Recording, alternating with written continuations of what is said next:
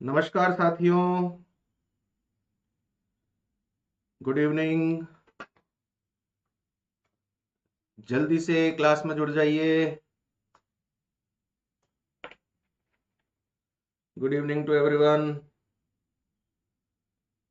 जल्दी से जुड़िए और मुझे बताइए कि क्या वीडियो क्लियर है, क्या ऑडियो क्लियर है। फटाफट से जुड़िए और मुझे अपडेट करिए कि sir everything is all right. आप शुरू कर सकते हैं जल्दी से।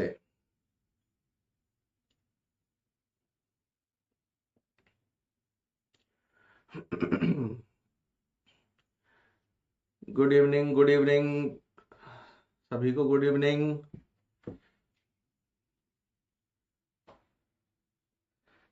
इस शानदार मौसम में शानदार एमसीक्यू बैच के अंदर आप सभी का स्वागत। अगले चैप्टर के लिए तैयार हो जाइए। लास्ट क्लास में हम लोगों ने वाउचर्स और सोर्स डॉक्यूमेंट्स जो कि जनरेट होते हैं अकाउंटिंग प्रोसेस के अंदर, जिनके बेस पे एक अकाउंटेंट एंट्रीज करता है, उसके बारे में डिटेल्ड फॉर्म में लास्ट क्लास में हम लोगों ने समझा और उसी से रिलेटेड एमसीक्यूज जो हैं उनको सॉल्व किए। जल्दी से जुड़ जाइए फटाफट ताकि हम आज की क्लास को शुरू कर सकें।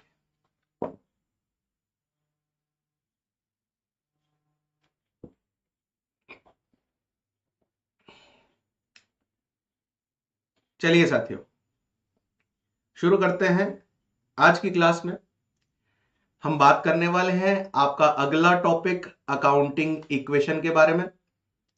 कुछ इससे रिलेटेड इंपॉर्टेंट कॉन्सेप्ट्स मैं आपको एक्सप्लेन करूंगा और कॉन्सेप्ट्स के साथ साथ उससे जो रिलेटेड एमसीक्यूज हैं उनके बारे में हम बात करेंगे। बट इस चैप्टर के एमसीक्यूज शुरू करने से पहले रोजमर्रा की तरह कुछ बेसिक इंफॉर्मेशन मैं आपको सप्लाई करता हूं जो आपके बहुत काम की है। साथ ही अगर आपके कोई रिश्तेदार, आपके कोई दोस्त भी आरपीएससी फर्स्ट ग्रेड की तैयारी कर रहे हैं कॉमर्स लेक्चरर के लिए, तो उनके लिए भी यह सूचना काफी इंपॉर्टेंट रहती है।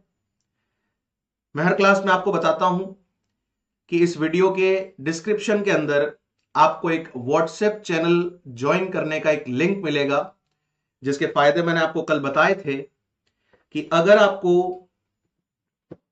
नई नई वैकेंसीज जो गवर्नमेंट निकालती है उसकी कोई अपडेट अगर आपको रिक्वायर्ड हो तो वो उस व्हाट्सएप ग्रुप में आपको मिलेगी, उसकी डिटेल्स। फ्री नोट्स अगर आपको चाहिए पीडीएफ फॉर्म में, वो आपको उस व्हाट्सएप ग्रुप पर मिलेंगे।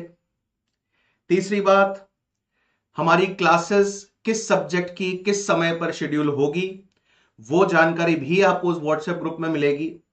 और भी जितनी गतिविधियां हम लोग हमारे बच्चों और हमारे साथियों के लिए करते हैं, वो सारे अपडेट्स के लिए आपको उस व्हाट्सएप ग्रुप को ज्वाइन करना पड़ेगा, ताकि इंफॉर्मेशन से रिलेटेड, जानकारी से रिलेटेड आपको कोई कंफ्यूजन ना रहे। हर एक अपडेट एक न्यूज चैनल की तरह वहां आपको मिलता रहेगा। अगली बात, जैसे कि मैं करता हूं, अगर एमसीक्यूज पर कॉन्फिडेंस ना हो, अगर आपको कहीं ना कहीं अपनी प्रिपरेशन पे अभी भी शंका हो, तो आपको एक बार के लिए एमसीक्यूज करने से पहले RPSC first grade commerce lecturer का कंप्लीट कोर्स आरपीएससी अड्डा के टीचर्स से पढ़ लेना चाहिए, जिसके लिए आपको स्क्रीन पर नजर आ रहा होगा आरपीएससी अड्डा की एप्लीकेशन आपको डाउनलोड करनी होगी और उस एप्लीकेशन के अंदर RPSC first grade commerce lecturer का कंप्लीट कोर्स आपको मिलेगा, जिसकी फीस मात्र 3,500 रुपए है।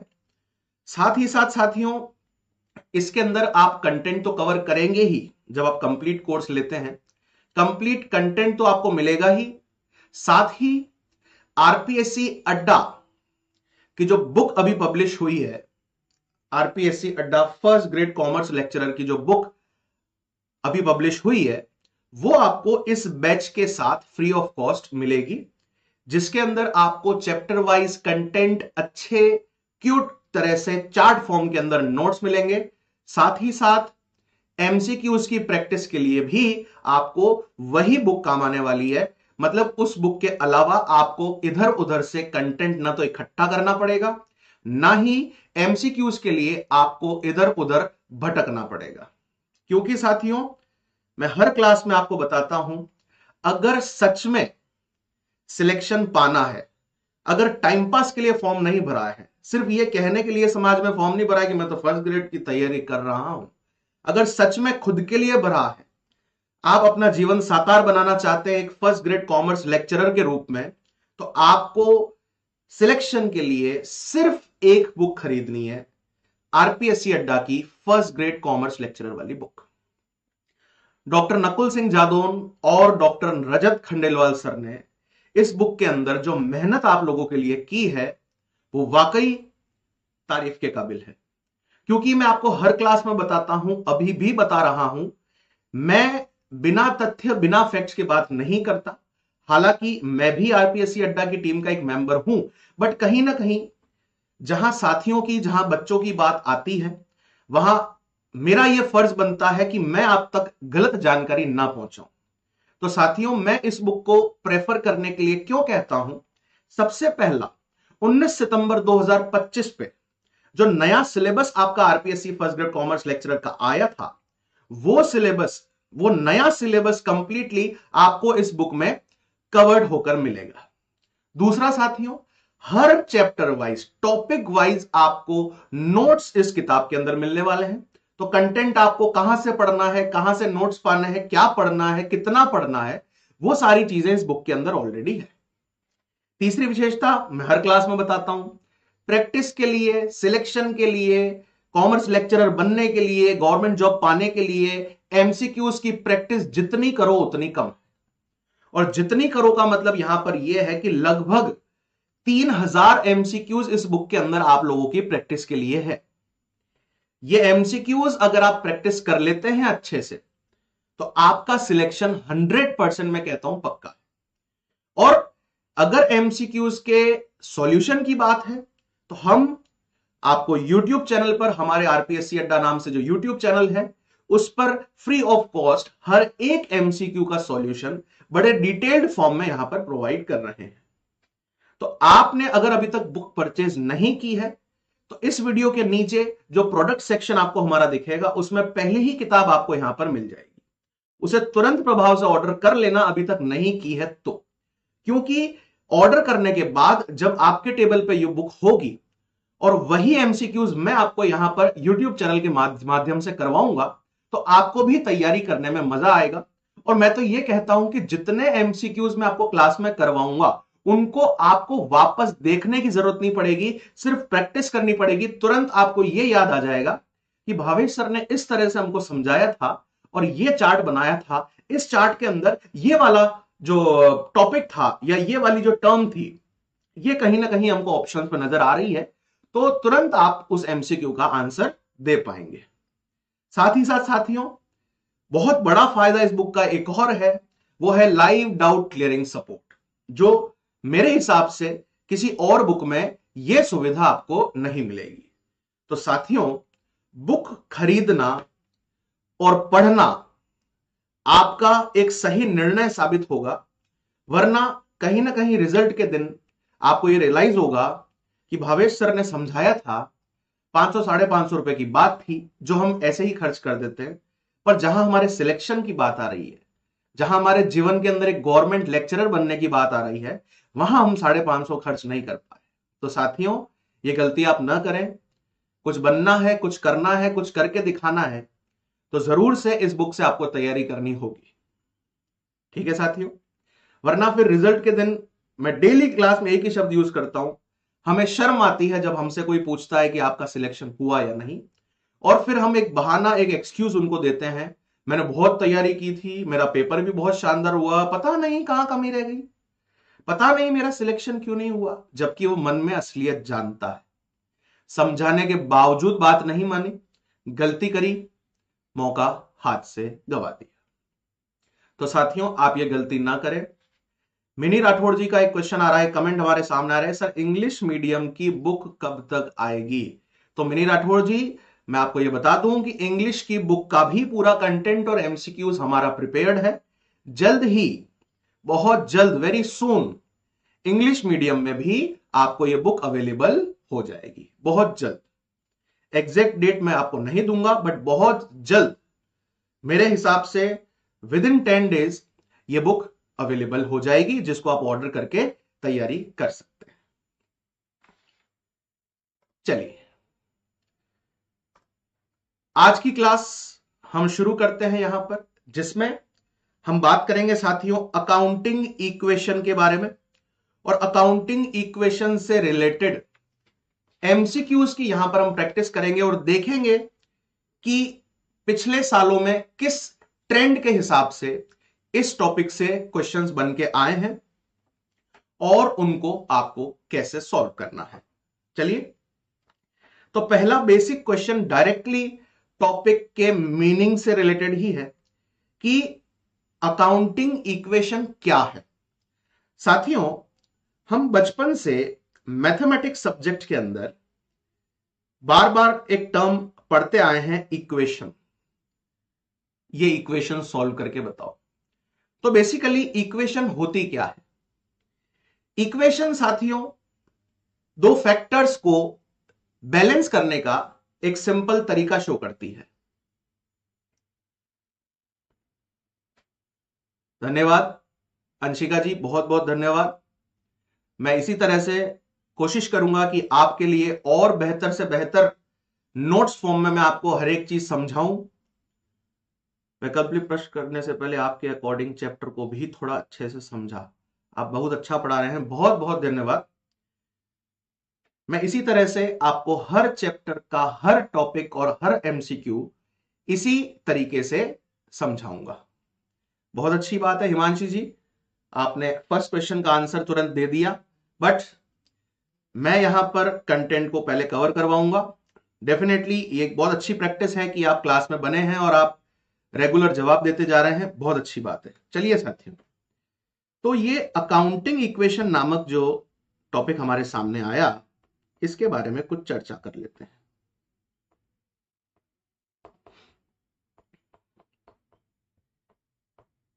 ये अकाउंटिंग इक्वेशन बेसिकली है किस चिड़िया का नाम? साथियों, जैसे मैथ्स के अंदर हमने बचपन से बहुत सारी इक्वेशंस पढ़ी, उसी फॉर्म में, उसी नंबर्स के फॉर्म में अकाउंट सब्जेक्ट से रिलेटेड एक इक्वेशन निकल के आती है। हालांकि मैं भी उसकी डिटेल दूंगा कि वो इक्वेशन कहां से आई, क्यों आई और कैसे।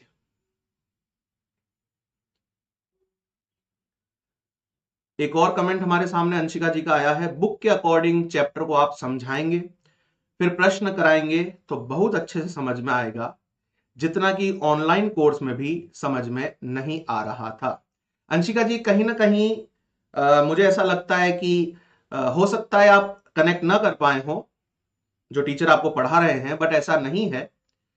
बट फिर भी चलिए, आपका जो पॉइंट है उसको मैं कंसीडर करता हूं और हर एक टॉपिक को मैं यहां पे डिटेल में एक्सप्लेन कर रहा हूं और उससे रिलेटेड जो एमसीक्यूज है उसकी प्रैक्टिस करवा रहा हूं।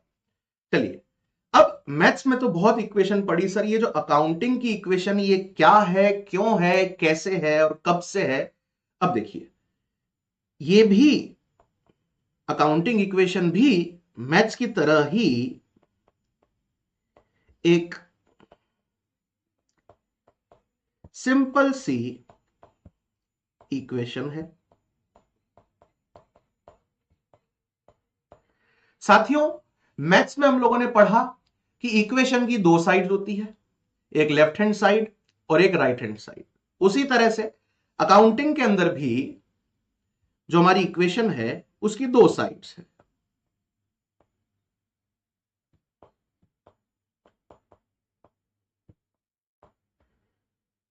एक है left hand side equal to के लेफ्ट वाला पार्ट, और एक है आपकी राइट हैंड साइड। साथियों, लेफ्ट हैंड साइड यहां पर रखा गया है एसेट्स को, क्यों उसका कारण मैं भी आपको थोड़ी देर में बताऊंगा। और राइट हैंड साइड में रखा गया है साथियों कैपिटल को और लाइबिलिटीज को। एसेट्स क्या होती है, कैपिटल क्या होती है, लाइबिलिटीज क्या होती है, ये मैं आपको अकाउंटिंग टर्म्स वाली जो अपनी क्लास थी उसमें अच्छे से चार्ट फॉर्म में ऑलरेडी एक्सप्लेन कर चुका हूं, और मैं आशा करता हूं कि आप इन तीनों का मीनिंग अच्छे से जानते हैं। अब साथियों, ये जो अकाउंटिंग इक्वेशन है ये क्या बताती है? ये इक्वेशन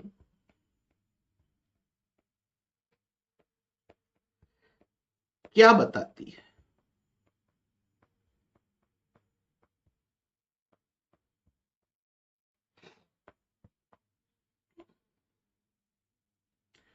तो साथियों, ये इक्वेशन बताती है कि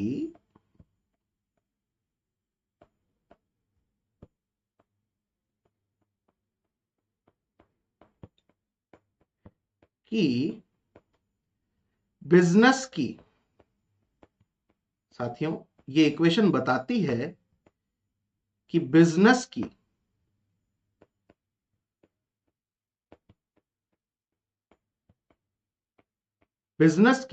एसेट्स,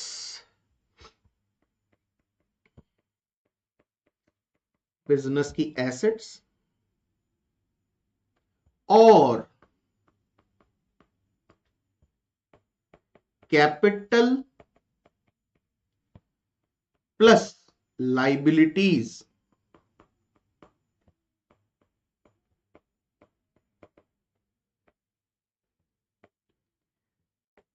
इन दोनों का बैलेंस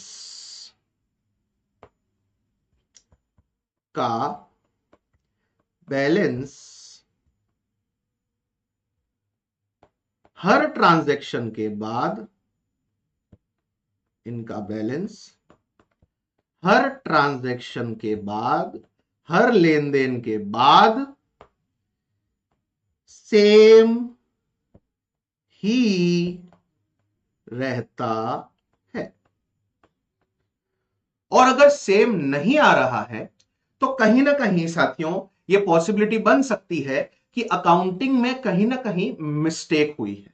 चलिए, अब सबसे बड़ा सवाल, ये जो इक्वेशन है सर, इक्वेशन तो हमने देख ली अभी, इक्वेशन की दो साइड्स है सर, एक तरफ है एसेट्स और दूसरी तरफ है कैपिटल और लाइबिलिटीज।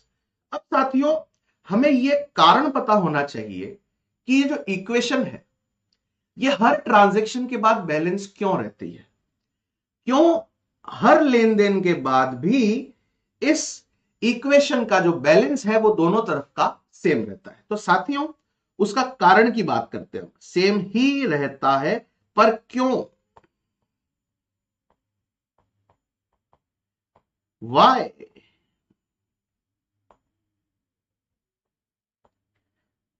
अब उसका आंसर देखिए आप। साथियों, एक बात तो बहुत कॉमन सेंस वाली जो हमें पता है, एक बिजनेस के पास जितनी भी संपत्तियां हैं, जितने भी एसेट्स हैं, क्या वो ऊपर से गिरी, आसमान से गिरी, टिप टिप बरसा पानी के रूप में आई? नहीं। जितनी भी संपत्ति, जितने भी एसेट्स बिजनेस के पास है वो खरीदी गई होगी, दान तो आई नहीं कहीं से, वो खरीदी गई होगी, या फिर जो मालिक है, जो ओनर है, वो अपने घर से लाया होगा। बड़ी सिंपल सी बात है। तो देखिए, इसका जवाब देखिए, क्यों इस इक्वेशन का बैलेंस सेम रहता है? क्योंकि हर एसेट जो हर एसेट जो बिजनेस के पास है वो किसी ना किसी वो किसी ना किसी जरिए से वो किसी ना किसी जरिए से बिजनेस को मिली, वो किसी जरिए से बिजनेस के पास है या आई होगी।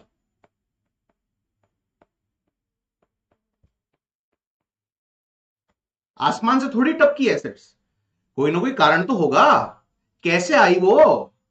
तो किसी ना किसी जरिए की जब मैं यहां पे बात करता हूं, तो ऐसे दो ही जरिए हैं जहां से एक बिजनेस के पास एसेट्स आ सकती है, और वो दो जरिए साथियों क्या है, देखते हैं।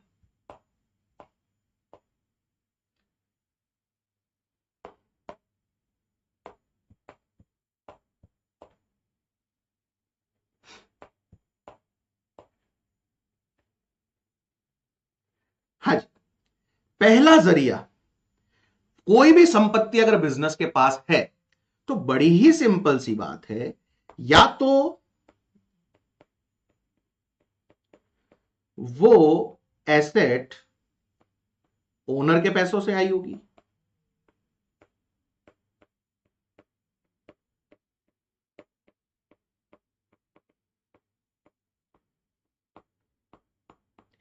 या तो वो एसेट साथियों कहां से आई होगी, ओनर ने खुद उसमें पैसा लगाया होगा, खुद खरीदी होगी बिजनेस के लिए।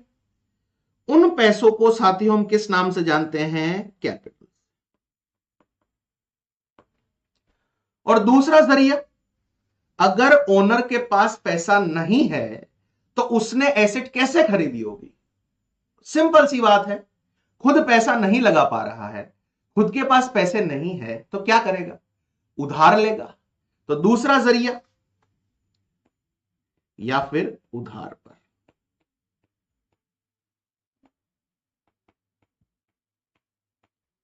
जिसको हम किस नाम से जानते हैं साथियों, लाइबिलिटी। तो जब बात इतनी क्लियर हो गई कि बिजनेस के पास जितनी भी एसेट्स है वो कहां से आई होगी, सर या तो कैपिटल से मतलब ओनर के पैसों से, या फिर लाइबिलिटी से मतलब उधार पर।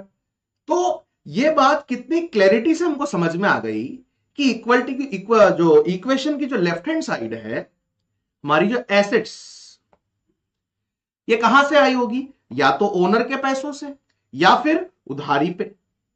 तो साथियों यही कारण है कि आपकी जो एसेट्स होगी बिजनेस की, वो हमेशा किसके बराबर आएगी, कैपिटल प्लस लाइबिलिटीज के बराबर आएगी। अब साथियों मेन मुद्दे पर आते हैं, क्योंकि आप जब भी कोई टॉपिक पढ़ते हो तो उसके क्या, क्यों, कैसे, ये सारी चीजें आपके दिमाग में क्लियर होनी चाहिए।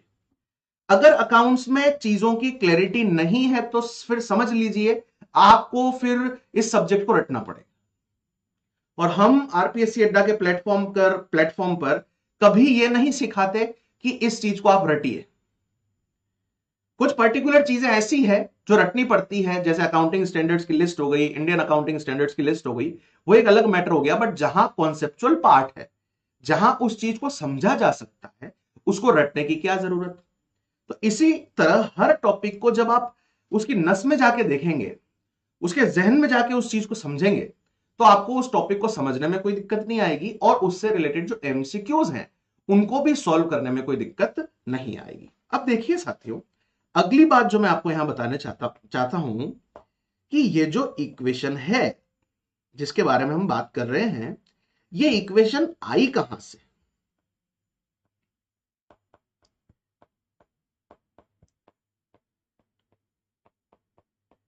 ये इक्वेशन कहां से आई। तो साथियों 11th क्लास से आप पढ़ते आ रहे हैं कि अकाउंटिंग के अंदर हम लोग एक सिस्टम फॉलो करते हैं जिसको कहते हैं double entry system of accounting. Yes, आ गया दिमाग में? तो वो जो double entry system of accounting है, ये इक्वेशन उसी सिस्टम के तहत निकल कर आई।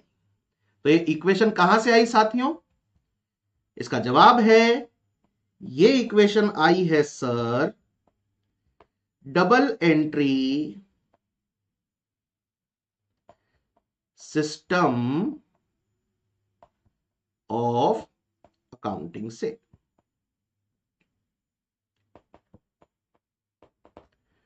ओके सर, ये बात तो क्लियर हो गई। अब डबल एंट्री सिस्टम आपको याद है या नहीं है, जल्दी से बता दो। Double entry system of accounting आपको याद है या नहीं? क्या कहता है साथियों ये double entry system of accounting? ये सिस्टम कहता है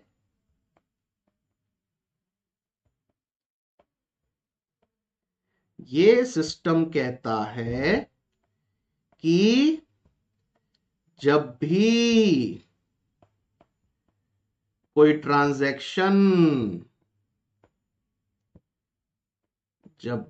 ट्रांजैक्शन होता है उसका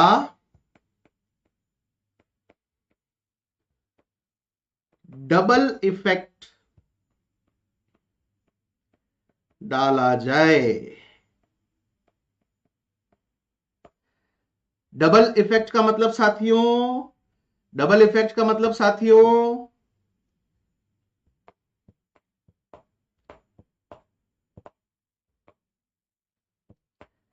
बिल्कुल आपके दिमाग में आ गया होगा। डबल इफेक्ट का मतलब क्या है साथियों? यहां पर एक डेबिट इफेक्ट और दूसरा क्रेडिट इफेक्ट। मतलब एक अकाउंट आपका डेबिट होगा और दूसरा अकाउंट आपका क्रेडिट होगा। और अगर किसी ट्रांजैक्शन में दो से ज्यादा अकाउंट भी इन्वॉल्व है तो भी साथियों डेबिट में जितना अमाउंट लिखा जाएगा उतना ही अमाउंट क्रेडिट में भी लिखा जाएगा, चाहे अकाउंट दो हो या दो से ज्यादा। तो यहां पे मोस्ट इंपॉर्टेंट बात क्या आ गई? डेबिट इफेक्ट और credit effect with the same amount,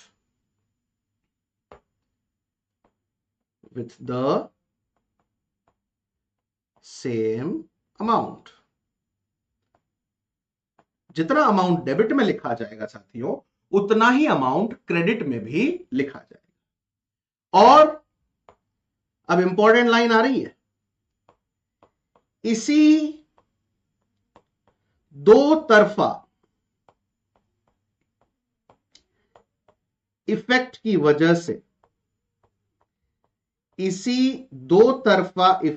वजह से, हमारी जो इक्वेशन है वो हमेशा बैलेंस्ड रहती है। इसी कारण हमारी जो इक्वेशन है वो बैलेंस्ड रहती है। तो साथियों एक बेसिक सा इंट्रोडक्शन मैंने आपको यहां पर दे दिया कि एक्चुअल में अकाउंटिंग इक्वेशन क्या होती है, इस इक्वेशन में लेफ्ट हैंड साइड और राइट हैंड साइड क्या क्या फैक्टर्स आते हैं। फिर मैंने आपको लॉजिकली इसका रीजन भी बता दिया कि एसेट्स को एक फैक्टर और दूसरी तरफ दो फैक्टर्स एक साथ कैपिटल और लाइबिलिटीज क्यों है। फिर साथियों मैंने आपको यह भी बता दिया ये इक्वेशन हमेशा बैलेंस क्यों रहती है। फिर साथियों मैंने आपको यह भी बता दिया कि ये जो इक्वेशन है ये किस वजह से कहां से प्रकट हुई और ये इक्वेशन क्यों बैलेंस रहती है। आई होप आपको अच्छे से समझ में आ रहा है। आई होप हर एक कॉन्सेप्ट की क्लैरिटी आपके दिमाग में बनती जा रही है। हालांकि आप में से बहुत सारे मेरे साथी ऐसे हैं जिनको अकाउंटिंग इक्वेशन ऑलरेडी पता है कि इक्वेशन क्या है, पर उसके पीछे का बेस क्या है वो आज आप लोगों को इस क्लास में अच्छे से क्लियर हो रहा होगा। ओके, अगली बात साथियों यहां पर हम करते हैं। अगली बात चलिए एमसीक्यूज की तरफ देखें एक बार। यहां पर पहला एमसीक्यू हमसे क्या पूछना चाहता है, जो कि बिल्कुल बेसिक सा एमसीक्यू हमारे सामने। एमसीक्यू नंबर 1 साथियों, the basic accounting equation is. अभी 2 मिनट पहले मैंने आपको क्या बताया साथियों, हमारी जो अकाउंटिंग इक्वेशन है वो क्या है, दैट एसेट्स जो है वो किसके बराबर होती है साथियों, कैपिटल प्लस लाइबिलिटीज। कैपिटल को साथियों जब बात आती है कैपिटल की तो आप लोगों को एक टर्म और दिमाग में रखनी है कैपिटल के लिए, एक टर्म और आपको दिमाग में रखनी है कैपिटल के लिए, वो है साथियों इक्विटी। कैपिटल को हम इक्विटी भी कह सकते हैं।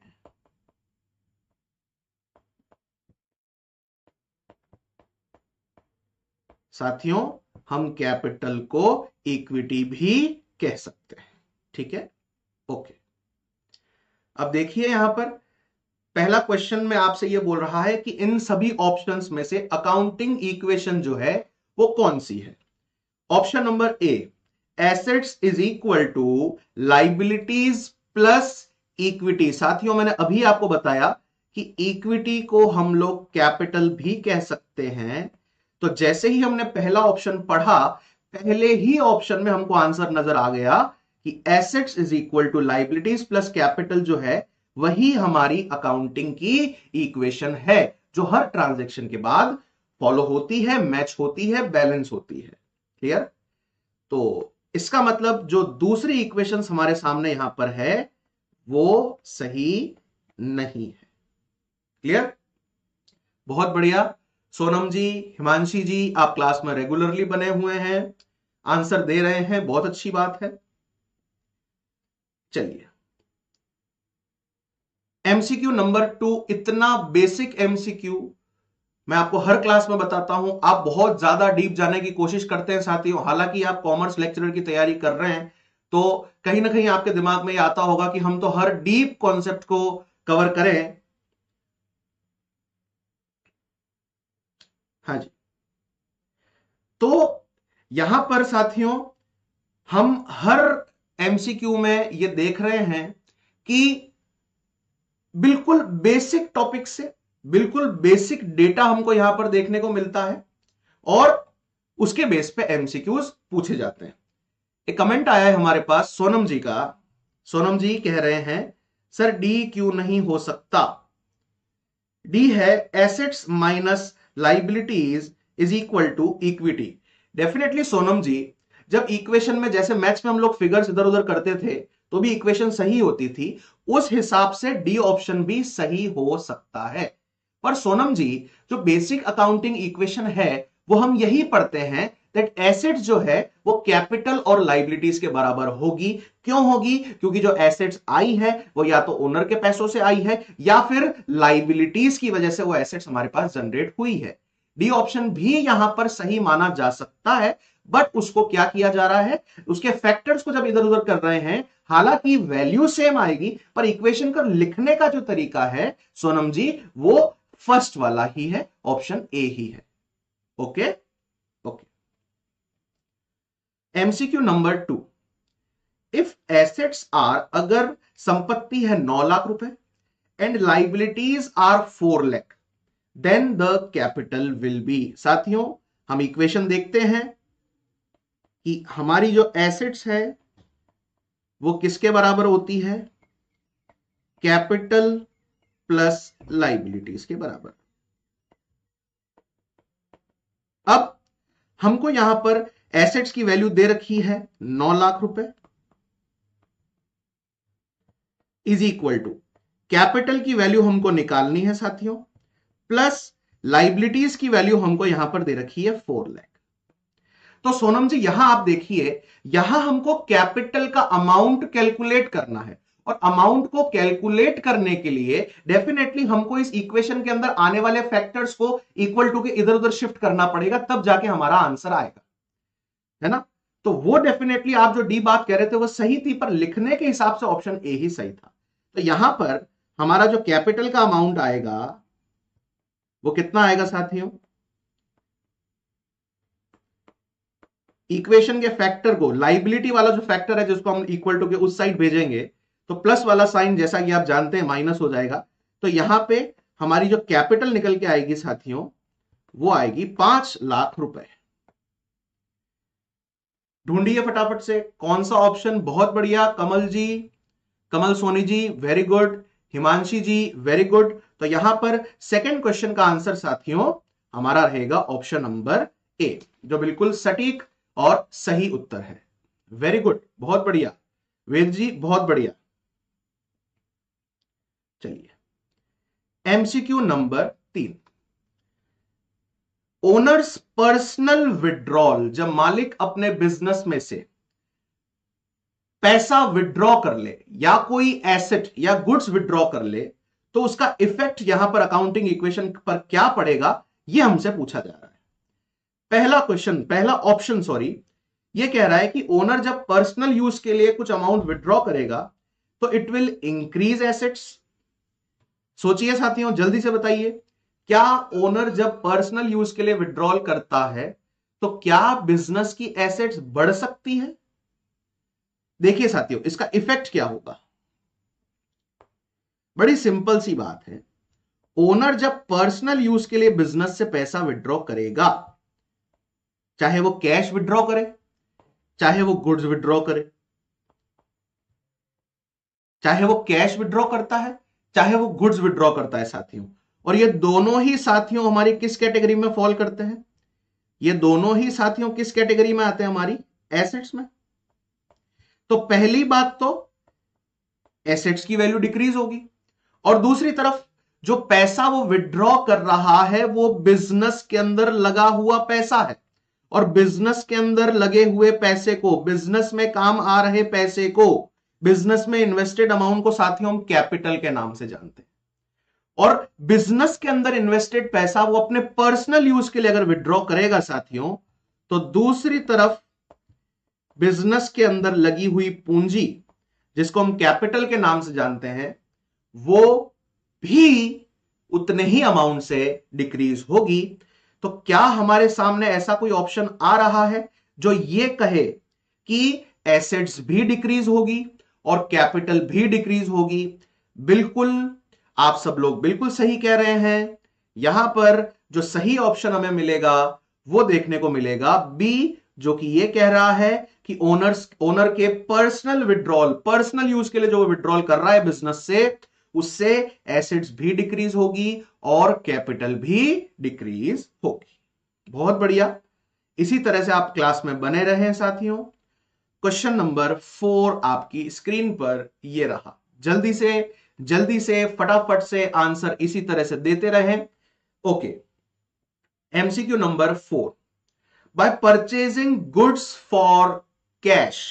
यहां पर साथियों ओनर ने गुड्स खरीदे हैं बेचने के लिए, वो भी कैश पे, मतलब तुरंत उन गुड्स का पेमेंट कर दिया। तो साथियों यहां पर क्या फर्क पड़ने वाला है? देखिए इसका इफेक्ट किस किस चीज पर पड़ेगा।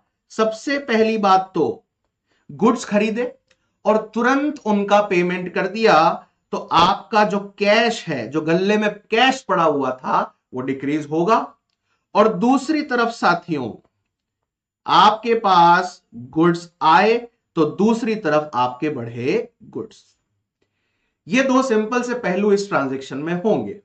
अब अगर बात करें कैटेगरी की, तो कैश भी हमारी एसेट है और साथियों जो गुड्स है वो भी हमारी एसेट है साथियों। अब एक एसेट डिक्रीज हो रही है, दूसरी एसेट इंक्रीज हो रही है सेम अमाउंट से। जी हां, गुड्स को हम स्टॉक भी कह सकते हैं, बिल्कुल। तो साथियों एक तरफ हमारी एसेट बढ़ी, उतने ही अमाउंट से दूसरी तरफ एक एसेट कम हो गई। तो साथियों बताइए इस क्वेश्चन का सही आंसर आपको क्या देखने को मिलेगा? क्या आपकी एसेट्स सेम रहेगी? क्या आपकी एसेट्स बढ़ेगी?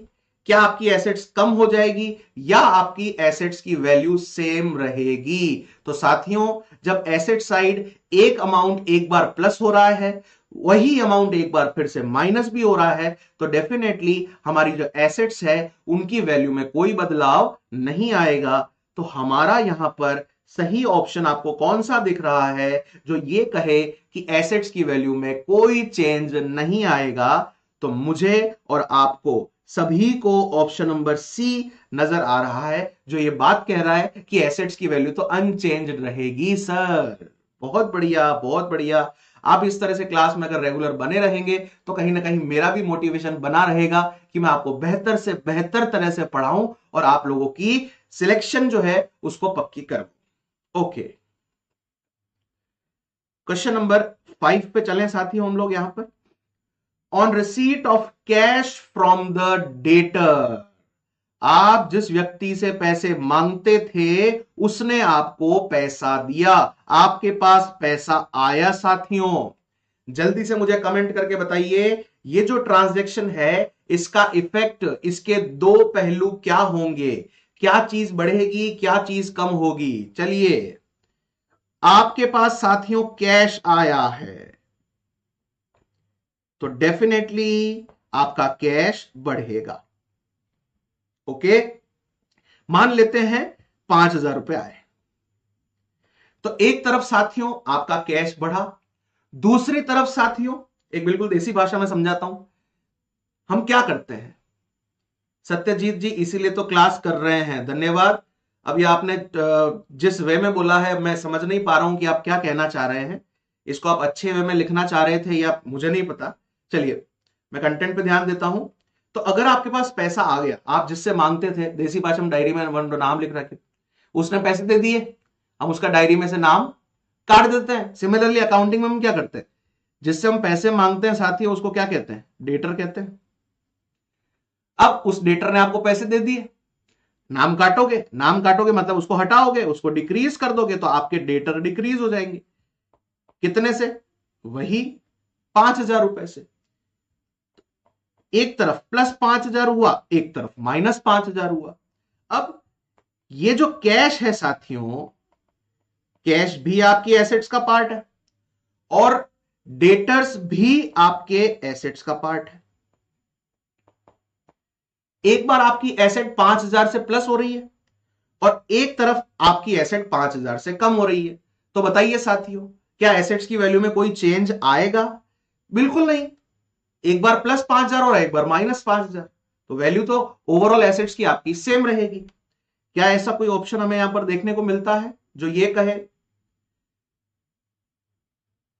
ये कहे साथियों कि आपकी जो टोटल एसेट्स है वो सेम रहेगी? बिल्कुल हमें ऑप्शन नंबर सी ये बात कहता हुआ नजर आया कि जो टोटल एसेट्स है वो आपकी सेम रहेगी। चलिए क्वेश्चन नंबर 6 की तरफ बढ़ते हैं साथियों।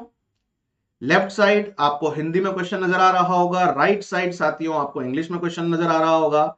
मैं धीरे धीरे साथियों क्वेश्चन कोशिश कर रहा हूं कि जो हिंदी की टर्म्स हैं वो भी मैं अब सीखूं और उनका भी उपयोग करूं, पर मेरा सा इंग्लिश मीडियम वाला जो पार्ट है वो थोड़ा सा प्रैक्टिस में कहीं ना कहीं रहा है, तो उस पर हम लोग यहां पर चर्चा कर रहे हैं। हालांकि हिंदी में सीख रहा हूं और जल्द ही आपको सुनने को मिलेगी। हाँ, क्वेश्चन नंबर 6 हमसे क्या पूछ रहा है, Which of these is not a component of accounting equation? इनमें से ऐसा कौन सा ऑप्शन है आपका जो अकाउंटिंग इक्वेशन के अंदर आने वाले जितने भी फैक्टर्स हैं, तीन ही है। एसेट्स आपका अकाउंटिंग इक्वेशन में आता है, बिल्कुल आता है। लाइबिलिटीज भी इक्वल टू के राइट साइड हमारे इक्वेशन का पार्ट है। इनकम जो है साथियों वो हमें अकाउंटिंग इक्वेशन के फैक्टर्स में देखने को नहीं मिलता।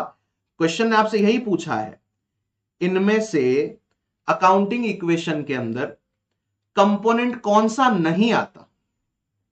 तो इनकम जो है साथियों वो इक्वेशन में हमें देखने को नहीं मिलता।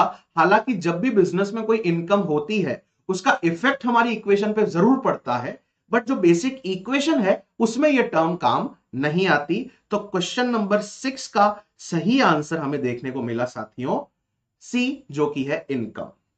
चौथा, कैपिटल भी आपके अकाउंटिंग इक्वेशन का एक फैक्टर है। आपसे पूछा है कौन सा नहीं है, तो कौन सा नहीं केस में साथियों हम क्या जवाब देंगे, कैपिटल, सॉरी इनकम। क्लियर है? बहुत अच्छे पूनम जी, सत्यजीत जी आपने जो कमेंट लिखा इसीलिए तो क्लास ले रहे हैं, एकदम गुस्से में। चलिए ले रहे हैं तो आपको फायदा ही मिलेगा। हाँ जी, क्वेश्चन नंबर 7 क्या कहना चाह रहा है हमसे, bye purchasing furniture on credit. अगर आपने फर्नीचर खरीदा है उधार पर तो उससे आपकी इक्वेशन पर कहां और कैसे फर्क पड़ने वाला है, चलिए देखते हैं। अगर फर्नीचर खरीदा है तो अपनी फैक्ट्री में भाई साहब फर्नीचर की तादाद बढ़ेगी, मतलब फर्नीचर आपका प्लस होगा। मान लेते हैं आपने फर्नीचर खरीदा 5 लाख का। दूसरी तरफ साथियों ये जो फर्नीचर आपने खरीदा है ये उधार पे खरीदा है। उधार पे खरीदा है तो हमारे सर पर बढ़ेगा बोझ, हमारे सर पर बढ़ेगा कर्ज, हमारे सर पर बढ़ेगा बर्डन। और अकाउंटिंग भाषा में हम लोग कर्ज को किस नाम से जानते हैं साथियों? लाइबिलिटी के नाम से। तो उधार पर अगर फर्नीचर खरीदा तो आपकी जो लाइबिलिटी है साथियों वो बढ़ जाएगी कितने रुपए से? जितने का फर्नीचर है, जितने का फर्नीचर है।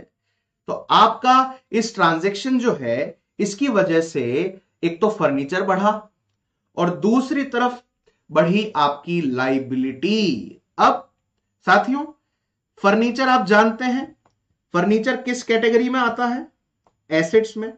तो फर्नीचर खरीदने पर एक तरफ आपकी एसेट्स बढ़ी और दूसरी तरफ साथियों आपकी लाइबिलिटी भी बढ़ी। तो क्या ऐसा कोई ऑप्शन साथियों हमें यहां पर देखने को मिल रहा है? हिमांशी जी कह रही हैं सर क्वेश्चन नहीं शो हो रहा है। हिमांशी जी अब देखिए क्या क्वेश्चन आपको शो रहा है, जल्दी देखिए जल्दी से। बहुत अच्छे वेद जी, आप रेगुलर क्लास में बने हुए हैं। हिमांशी जी आई थिंक अब आपको क्वेश्चन दिख गया है और आपने आंसर भी कर ही दिया है, वेरी गुड। तो ऐसा कौन सा ऑप्शन है जो मैं ये कह रहा हूं कि इस ट्रांजैक्शन की वजह से एसेट्स भी बढ़ेगी और लाइबिलिटीज भी बढ़ेगी? यस, आप लोग बिल्कुल सही हैं। पहला ही ऑप्शन हमें यह कह रहा है कि इस ट्रांजैक्शन की वजह से एसेट्स भी बढ़ेगी और लाइबिलिटीज भी बढ़ेगी। चलिए अगले एमसीक्यू पे चलते हैं साथियों, क्वेश्चन नंबर 8 की तरफ। अर्जित लाभ बढ़ाता है, मतलब अगर आपके बिजनेस में प्रॉफिट अगर आपने अर्न किया है तो वो क्या बढ़ाएगा? इसको आप ऐसे लिख सकते हैं इस क्वेश्चन को, अर्नड प्रॉफिट, यहां पे इसको हटाओ, इंक्रीजेस को हटाओ, अर्नड प्रॉफिट इंक्रीजेस।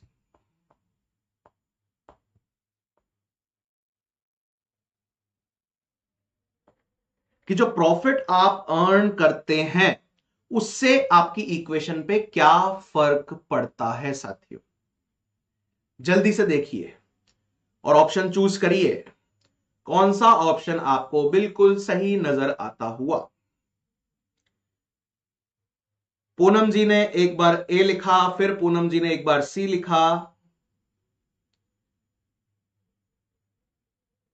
सर हमारे छत्तीसगढ़ इतना सरल प्रश्न नहीं पूछते हैं। पूछते हैं वेद जी, नहीं पूछते हैं तो अब पूछेंगे। हम पिछले ट्रेंड का एनालिसिस करके ही आपको एमसीक्यूज प्रोवाइड कर रहे हैं। तो साथियों जब आप प्रॉफिट अर्न करते हैं वही प्रॉफिट बिजनेस के अंदर री इन्वेस्ट होता है, वही प्रॉफिट बिजनेस को आगे चलाने में भी काम आता है। तो एक तो साथियों जब आप प्रॉफिट अर्न करेंगे तो आपकी कैपिटल बढ़ेगी, दूसरा साथियों आपकी जो एसेट्स है उसमें भी इंक्रीज होगा। तो ऐसा कोई ऑप्शन हमें यहां पर देखने को मिला क्या साथियों? डेफिनेटली ऑप्शन नंबर डी हमसे यही बात कह रहा है कि जब हम प्रॉफिट अर्न करते हैं तो उसकी वजह से हमारी एक तो कैपिटल में बढ़ोतरी होती है और दूसरा साथियों बढ़ती है हमारी कैपिटल। जल्दी से, हाँ वेद जी बिल्कुल। माय किस्मत सांवरिया सेठ, ओहो जय हो सांवरिया जी की। नहीं, बी ऑप्शन नहीं होगा। सांवरिया सेठ जी के भक्त जो क्लास में हमारे साथ अभी जुड़े हैं, इसका जो सही आंसर है वो होगा ऑप्शन नंबर डी। हाँ जी बिल्कुल। चलिए अच्छा, अगर आपको इसमें थोड़ा सा भी कंफ्यूजन लग रहा है तो मैं आपको एक सिंपल और सरल एग्जांपल इसका देके बता देता हूं, ठीक है? देखिए, मान लिया आपके बिजनेस में एसेट्स है, एसेट्स में एक है कैश, दूसरा है साथियों स्टॉक, ठीक है? आपके पास कैश पड़ा है साथियों 50,000 रुपए और स्टॉक पड़ा है साथियों आपके पास 30,000 रुपए। दूसरी तरफ इक्वल टू करके कैपिटल प्लस लाइबिलिटीज, जो कि हमारी इक्वेशन की राइट हैंड साइड है साथियों। इसमें भी हम कुछ फिगर्स अज्यूम कर लेते हैं। कि आपकी जो कैपिटल है साथियों वो हम अज्यूम कर लेते हैं 70,000 और लाइबिलिटीज को हम अज्यूम कर लेते हैं 10,000 रुपए। अब साथियों देखिए, मान लेते हैं कि हमने स्टॉक को बेचा, हमने गुड्स बेचे, हमने साथियों मान लेते हैं 10,000 रुपए के गुड्स बेचे और 10,000 रुपए के गुड्स हमने प्रॉफिट मार्जिन जोड़कर सोच लो 12,000 में बेचे। मान लो 2,000 का अपना मार्जिन है, तो 10,000 की कॉस्ट के गुड्स हमने 12,000 में बेचे। अब साथियों इसका हमारी अकाउंटिंग इक्वेशन पर क्या इफेक्ट पड़ने वाला है जरा देखिए। सबसे पहली बात तो वो स्टॉक था कितने का, उस स्टॉक की कॉस्ट कितनी है सर 10,000, तो आपका जो स्टॉक है वो कितने से कम होगा 10,000 रुपए से। अब ये 10,000 का स्टॉक आपने बेचा 12,000 रुपए में, तो आपके पास कैश जो बढ़ेगा वो कितने से बढ़ेगा 12,000 रुपए से। और ये जो 2,000 का बेनिफिट, ये जो 2,000 का प्रॉफिट आपने कमाया, इससे आपकी इक्वेशन की दूसरी तरफ इफेक्ट किस पे पड़ेगा, कैपिटल के ऊपर।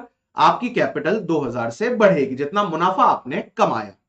अब देखिए साथियों इससे हुआ क्या, इससे यह हुआ कि अब हमारा जो कैश का बैलेंस है वो बचा 62,000, स्टॉक हमारा रह गया 20,000 रुपए का। दूसरी तरफ हमारी कैपिटल पहुंच गई 72,000 पे, हमारी लाइबिलिटीज में कोई चेंज नहीं आया, लाइबिलिटीज हमारी सेम टू सेम रही 10,000 रुपए। तो यहां पर देखिए साथियों क्या क्या बढ़ा। हमने इनिशियली जब एग्जांपल लिया जिसमें कैश 50,000 माना, स्टॉक को 30,000 माना, तो इनिशियली जब हमने एग्जांपल शुरू किया तो आपकी एसेट्स कितनी थी टोटल सर 80,000 रुपए की, और कैपिटल को हमने कितना एज्यूम किया था सर 70,000 रुपए। बिल्कुल। अब इस ट्रांजैक्शन की वजह से देखो, इस ट्रांजैक्शन के होने के बाद देखो आपकी एसेट्स कितने पे पहुंच गई, कैश 62,000 और स्टॉक 20,000, तो आपकी एसेट्स 80,000 से अब कितने पे पहुंच गई 82 पे, एसेट्स आपकी बढ़ी। दूसरी तरफ आपकी जो कैपिटल 70,000 थी वो अब कितने पे पहुंच गई 72,000 पे, तो आपकी कैपिटल भी बढ़ी साथियों, और लाइबिलिटीज पर कोई इफेक्ट पड़ा ही नहीं। तो जब बिजनेस में आप प्रॉफिट अर्न करते हो तो उसका जो इफेक्ट है साथियों वो एक तो पड़ता है आपकी एसेट्स पे और दूसरा पड़ता है आपकी कैपिटल पे। इसी वजह से 8th एमसीक्यू का जो हमारा आंसर निकल के आया साथियों वो निकल के आया ऑप्शन नंबर डी। जी हां, ऑप्शन नंबर डी। चलिए अगले क्वेश्चन की तरफ बढ़ते हैं साथियों। MCQ number 9, which of these reduces the capital, इनमें से कौन सा फैक्टर जो है वो आपके बिजनेस की जो पूंजी है, आपके बिजनेस में जो कैपिटल लगी हुई है उसको रिड्यूस करेगा। चलिए देखते हैं साथियों। पहला ऑप्शन हमारे सामने है प्रॉफिट। अरे प्रॉफिट से अभी बताया, प्रॉफिट से तो हमारी कैपिटल रिड्यूस नहीं होती बल्कि इंक्रीज होती है। तो फर्स्ट वाला ऑप्शन तो हमारा यहां पर नहीं हो सकता। सेकंड ऑप्शन कह रहा है विड्रॉल्स। विड्रॉल्स को साथियों हम ड्रॉइंग्स भी कह सकते हैं। तो हमने थोड़ी ही देर पहले यह डिस्कस किया था कि जब ओनर पर्सनल यूज के लिए अपने बिजनेस में से पैसा या गुड्स विड्रॉ करता है तो उसको हम ड्रॉइंग्स के नाम से जानते हैं, और उसकी वजह से हमारी जो कैपिटल है, जो पैसा बिजनेस में लगा हुआ था वो रिड्यूस हो जाएगा क्योंकि वो भाई साहब घर लेकर चले गए या अपने पर्सनल यूज के लिए इस्तेमाल कर दिया। तो एमसीक्यू नंबर 9 का जो सही ऑप्शन देखने को मिलेगा साथियों वो रहेगा आपका विड्रॉल्स, जिसको हम ड्रॉइंग भी कह सकते हैं। जी हां पूनम जी, सिंपल है। सिंपल इसलिए है क्योंकि आपने तैयारी की है, आपने मेहनत की है और उसका फल आपको यहां पर देखने को मिल रहा है। ऑप्शन नंबर सी क्यों नहीं हो सकता साथियों, एडिशनल कैपिटल इन्वेस्टमेंट। अगर ओनर और पैसा इन्वेस्ट करता है तो उससे भी साथियों आपकी कैपिटल रिड्यूस होती है या बढ़ती है? तो उसमें बिजनेस के अंदर लगी हुई जो पूंजी है वो रिड्यूस नहीं होती बल्कि इंक्रीज होती है। और पैसा लगाया तो पूंजी बढ़ेगी। उसके बाद एक लास्ट ऑप्शन हमें क्या देखने को मिल रहा है? Sale of goods. इससे जस्ट पहले वाले एमसीक्यू में हम लोगों ने क्या डिस्कस किया? गुड्स बेचे, फायदा हुआ, फायदे से कैपिटल बढ़ी। तो लास्ट वाला जो ऑप्शन है उसमें भी कैपिटल बढ़ती ही है। तो हमें यहां पर एक ही ऑप्शन देखने को मिला जो ये कहे कि सर इससे तो कैपिटल रिड्यूस होगी। और वो कौन सा ऑप्शन देखने को मिला साथियों हमको यहां पर? Option number B. विड्रॉल्स की वजह से, ड्रॉइंग्स की वजह से हमारी जो कैपिटल है, हमारी जो पूंजी है वो रिड्यूस होगी। चलिए आगे बढ़ते हैं अगली कड़ी में एमसीक्यू नंबर 10 के ऊपर। Paying a creditor in cash. जिन भाई साहब से हमने उधार पर गुड्स खरीदे थे पिछले महीने या पिछले कुछ दिनों में, उसको हमने पेमेंट किया, तो उसका इफेक्ट हमारी इक्वेशन पर क्या पड़ेगा? चलिए देखते हैं कि क्रेडिटर को पेमेंट करने से, चलिए इस क्वेश्चन के नीचे स्पेस है मैं यही बता देता हूं साथियों। कैश में मैंने पेमेंट किया, बहुत अच्छी बात है। अगर कैश में पेमेंट किया तो अपने गल्ले में जो कैश पड़ा था वो बढ़ेगा कि कम होगा? बिल्कुल कॉमन सेंस सी बात है, कम होगा। दूसरी तरफ अपना जो कर्ज है, अपने सर पर जो बर्डन है कि लोग पैसे मांगते हैं, अब जब आपने उसको पैसा ही चुका दिया तो आपका जो बर्डन है वो भी कम होगा। बड़ी सिंपल सी बात है। जो बोझ था सिर पे, अरे यार वो पैसे मांगता है, उसको दे दिए तो बर्डन कम हो गया आपका। अब मैं हर क्वेश्चन में आपको बता रहा हूं, कैटेगरी दिमाग में रखो और आंसर पाओ। कैश हमारा एसेट्स की कैटेगरी में आता है और आपके जो क्रेडिटर्स हैं, जो आपके सर पे बर्डन बने हुए थे साथियों, वो कवर होते हैं किस कैटेगरी में? लाइबिलिटीज की कैटेगरी में। तो एक तरफ साथियों आपकी एसेट्स रिड्यूस हुई, दूसरी तरफ साथियों आपकी लाइबिलिटीज रिड्यूस हुई। तो ऐसा कोई ऑप्शन है क्या जो ये कहे कि क्रेडिटर को पेमेंट करने से हमारी एसेट्स भी कम होगी और हमारी लाइबिलिटीज भी कम होगी? जल्दी से बताइए, क्या ऐसा कोई ऑप्शन आपको देखने को मिल रहा है? चलिए चेक करिए। जी हां, पहला ही ऑप्शन जब मैंने यहां पे पढ़ा तो वो बिल्कुल सही बात कह रहा है कि इस ट्रांजैक्शन की वजह से आपकी एसेट्स भी रिड्यूस होगी और आपकी लाइबिलिटीज भी रिड्यूस हो जाएगी, क्योंकि आपने पेमेंट कर दिया तो डेफिनेटली आपके जो क्रेडिटर हैं वो रिड्यूस होंगे। चलिए अगले एमसीक्यू की तरफ यहां पर बढ़ते हैं। MCQ number 11। From selling goods on credit.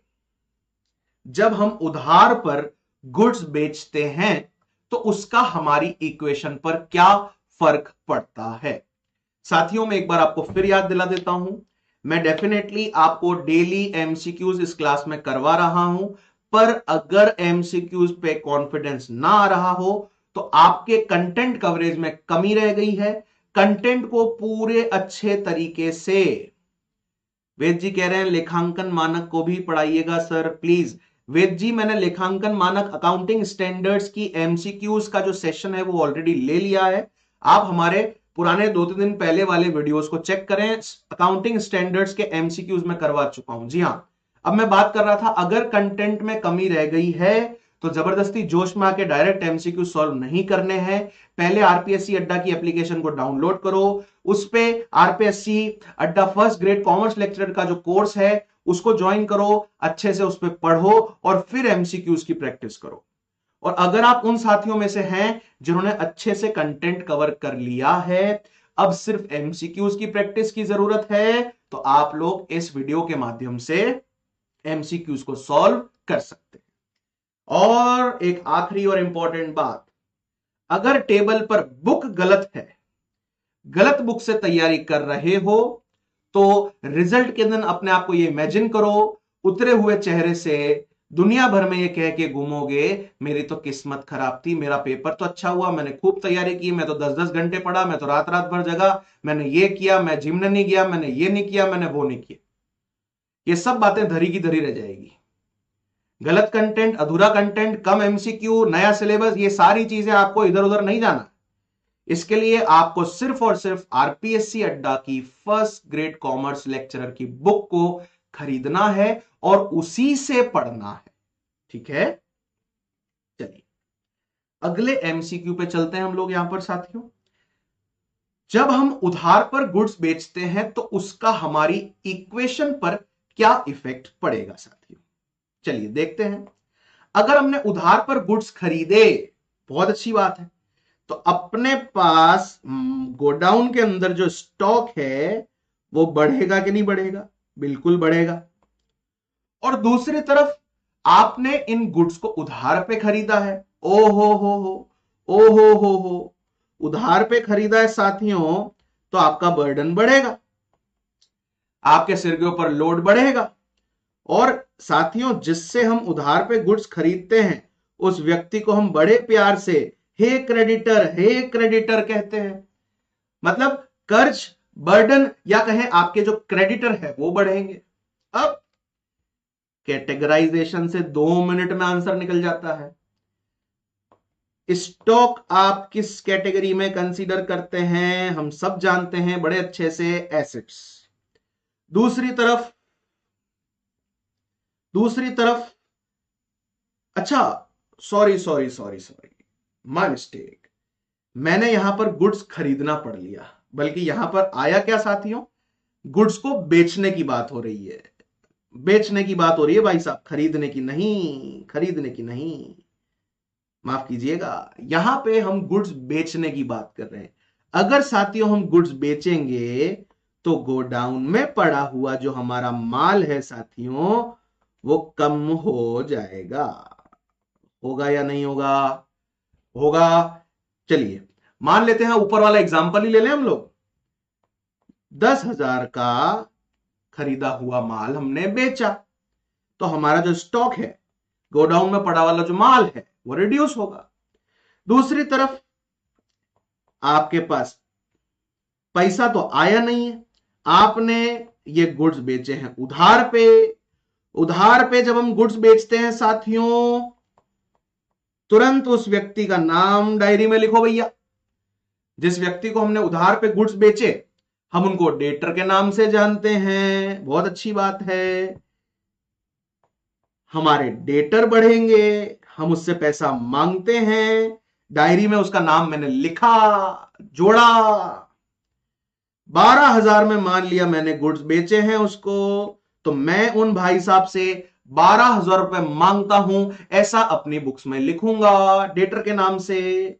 और साथियों 10,000 के गुड्स मैंने 12,000 में बेचे, तो मुझे 2,000 का जो मुनाफा हुआ, डेफिनेटली साथियों उससे क्या बढ़ जाएगी? अर्न्ड प्रॉफिट का इफेक्ट किस पे पड़ता है? कैपिटल बढ़ती है सर। आपकी कैपिटल पर क्या इफेक्ट पड़ेगा? फायदा कितने का हुआ है साथियों? 2,000 का। तो आपकी जो कैपिटल है वो कितने से इंक्रीज हुई सर? 2,000 रुपए से। अब इसका इफेक्ट देखें जरा, इसका इफेक्ट देखें जरा साथियों। स्टॉक हम एसेट की कैटेगरी में डालते हैं, डेटर्स को भी हम एसेट की कैटेगरी में डालते हैं, कैपिटल खुद अपने आप में एक कैटेगरी है, और एक और इक्वेशन का पार्ट, एक और इक्वेशन का फैक्टर हम बात करते हैं उसमें लाइबिलिटीज की। तो लाइबिलिटीज तो साथियों यहां पर कुछ भी प्लस माइनस नहीं हुई है, फर्क किस पे पड़ा है? 2 एसेट्स पर और दूसरा एक कैपिटल पर। अब फर्क क्या पड़ा देखो, आपकी जो एसेट्स है, जहां एक स्टॉक आपका माइनस हुआ 10,000 से, दूसरी तरफ आपके डेटर बढ़ गए 12,000 से, तो नेट इफेक्ट क्या हुआ साथियों? यहां पर नेट इफेक्ट क्या हुआ? आपकी जो टोटल एसेट्स है वो बढ़ेगी 2000 से, और दूसरी तरफ आपकी कैपिटल बढ़ गई वो भी 2000 से। तो साथियों, अगर हम उधार पर गुड्स बेचते हैं तो उसका फर्क एक तो पड़ता है हमारी एसेट्स के ऊपर, और दूसरा उसका फर्क पड़ता है कैपिटल पर। तो क्या ऐसा कोई ऑप्शन हमें यह कहना चाहता है क्या कि एसेट्स भी बढ़ेगी और कैपिटल भी बढ़ेगी? क्या ऐसा कोई ऑप्शन आपको देखने को मिल रहा है? बिल्कुल, पहला ही ऑप्शन ये बात हमें कह रहा है कि अगर हमने उधार पर गुड्स बेचे हैं तो हमारी एसेट्स भी बढ़ेगी और हमारी कैपिटल भी बढ़ेगी। चलिए, मैंने मन में एकदम खरीदने वाला सीन आ गया, खरीदने वाला सीन क्रिएट कर लिया, उस सीन में मैं चला भी गया, उस सीन को मैंने लिख भी दिया, बट कोई बात नहीं, सही समय पर मैंने सेलिंग वर्ड पढ़ लिया और तुरंत आपको सेलिंग के हिसाब से कॉन्सेप्ट समझा दिया। चलिए, कोई दिक्कत वाली बात नहीं है। अगले एमसीक्यू की तरफ हमारी गाड़ी बढ़ती हुई। MCQ number 12, the accounting equation shows. जिस अकाउंटिंग इक्वेशन के बारे में हम इतना डिस्कशन कर रहे हैं, वो अकाउंटिंग इक्वेशन क्या शो करती है? साथियों, दो टर्म्स हैं साथियों, देखिए इंपॉर्टेंट टर्म्स है, ध्यान रखिएगा। एक टर्म होती है साथियों फाइनेंशियल परफॉर्मेंस, और साथियों एक टर्म होती है financial position.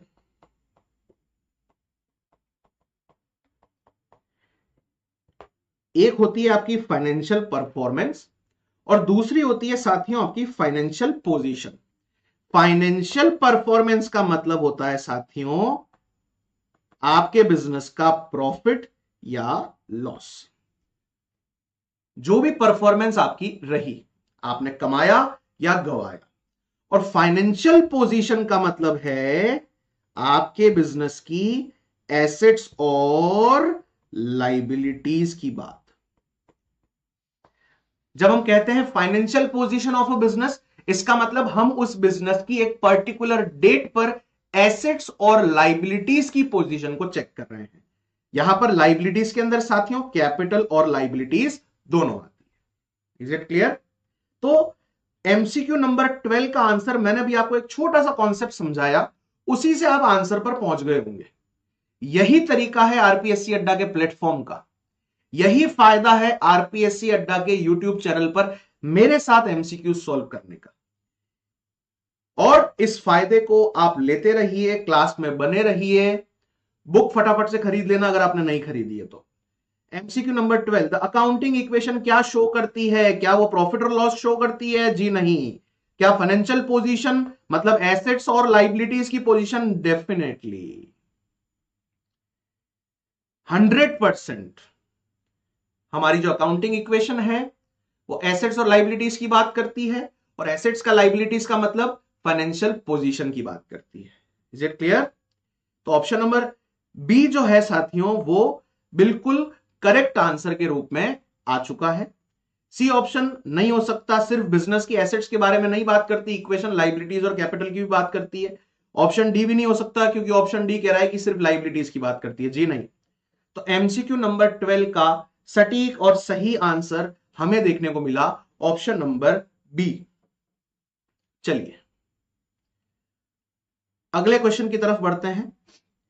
And of year capital is equal to, end of year capital को साथियों हम लोग क्लोजिंग कैपिटल के नाम से भी जानते हैं। 31 मार्च के दिन की कैपिटल को साथियों हम क्लोजिंग कैपिटल के नाम से भी जानते हैं।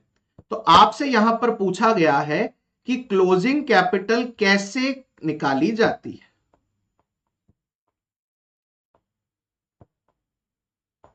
क्लोजिंग कैपिटल कैसे कैलकुलेट होती है?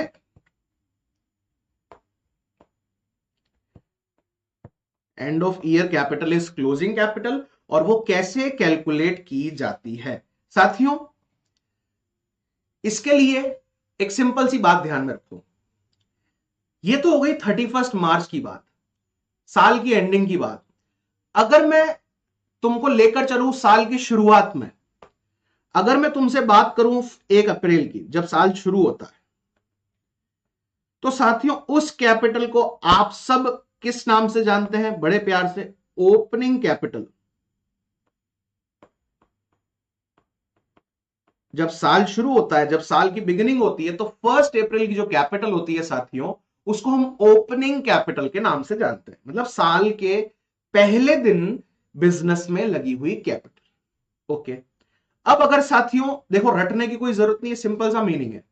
अगर आपने अपने बिजनेस में और पैसा लगाया, तो उससे आपकी जो ओपनिंग कैपिटल है वो बढ़ेगी या कम होगी?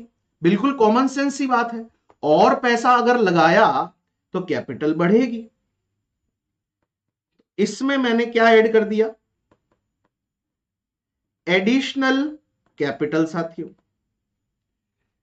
फिर साथियों, जो भी इनकम आपकी जनरेट हुई ईयर एंड पे, जो प्रॉफिट हमें हुआ बिजनेस में, उस प्रॉफिट से भी आपकी कैपिटल पर इफेक्ट पड़ता है। और वो क्या इफेक्ट पड़ता है? आपकी कैपिटल बढ़ती है।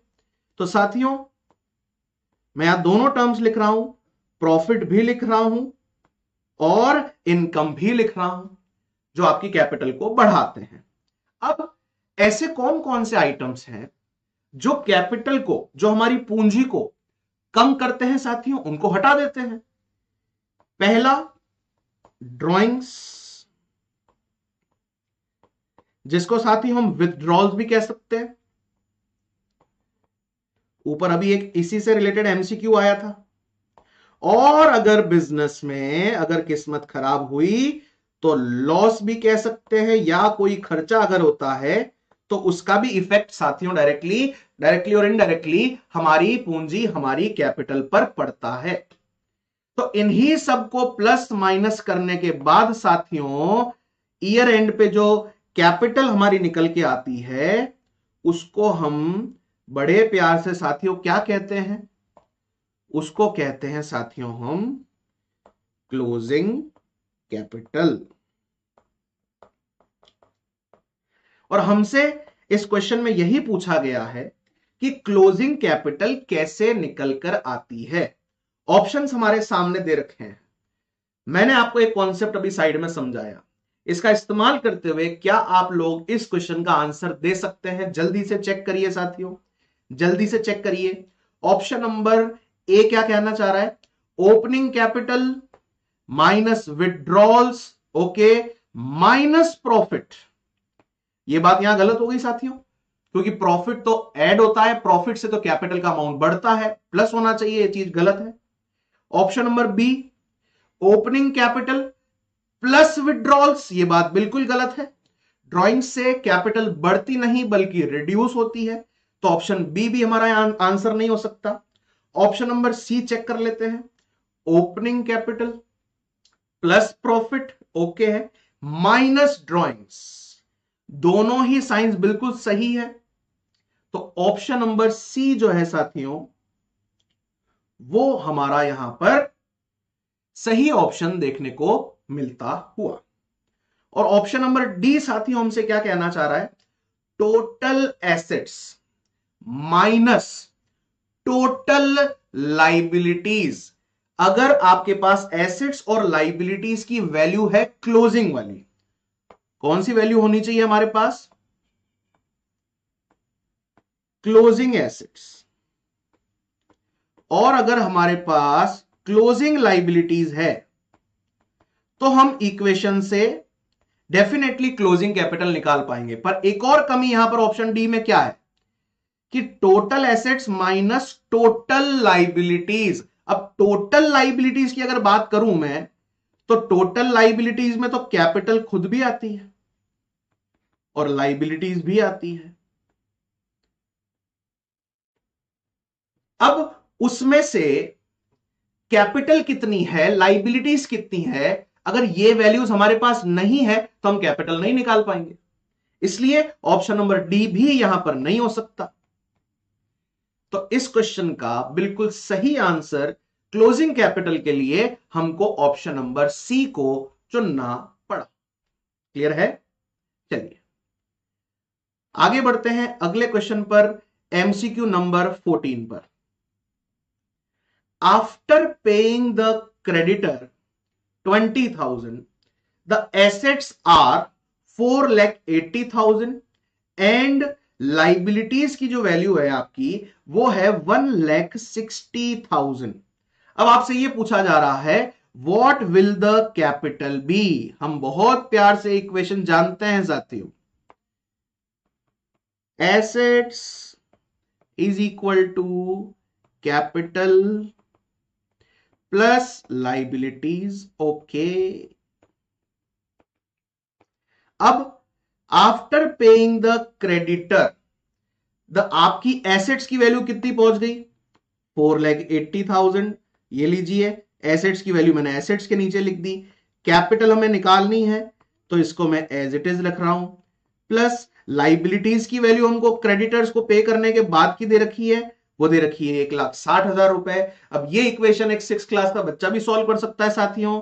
तो यहां पर हमारा जो कैपिटल का अमाउंट है वो कैसे निकलेगा? 4,80,000, 1,60,000 को जब उधर भेजेंगे तो ये रिड्यूस हो जाएगा, माइनस का साइन लग जाएगा। तो साथियों जब इसको हम माइनस करेंगे तो हमारा कैपिटल का जो अमाउंट निकल कर आएगा वो निकल कर आएगा 3,20,000 रुपए। क्या ऐसा कोई ऑप्शन आपको यहां पर नजर आता हुआ? बिल्कुल, हिमांशी जी ने सही उत्तर दिया है क्वेश्चन नंबर 14 का, जो कि होना चाहिए ऑप्शन नंबर ए। वेरी गुड, बहुत अच्छे। इसी तरह से क्लास में बने रहिए और मेरे साथ एमसीक्यू सीरीज जो है उसको अपने डेली रूटीन में ऐड कर लीजिए, क्योंकि आपका सिलेक्शन यही बैच पक्का करवाने वाला है। चलिए क्वेश्चन नंबर 15 की साथियों यहां पर बात की जाए। एसेट्स है आपको दे रखी है 5 लाख रुपए, लाइबिलिटीज की वैल्यू आपको यहां पर दे रखी है 2 लाख रुपए, और आपके सामने एक सिचुएशन है, if an additional 50,000 is invested, मतलब अगर ओनर और पैसा इन्वेस्ट करता है 50,000, and a profit of 40,000 is earned, और प्रॉफिट कमाया जाता है भाई साहब 40,000 रुपीज का, तो आपसे यहां पर मांगी है क्लोजिंग कैपिटल की वैल्यू। जल्दी से कमेंट करके बताइए साथियों, जल्दी से, यहां पर आपकी क्लोजिंग कैपिटल की वैल्यू क्या होगी? मैंने आपको अभी थोड़ी ही देर पहले एक तरीका बताया था क्लोजिंग कैपिटल को निकालने के तरीके का, कि आपको उसको कैसे याद रखना है। सबसे पहले साथियों हम क्या ले लेते हैं? ओपनिंग कैपिटल लेते हैं।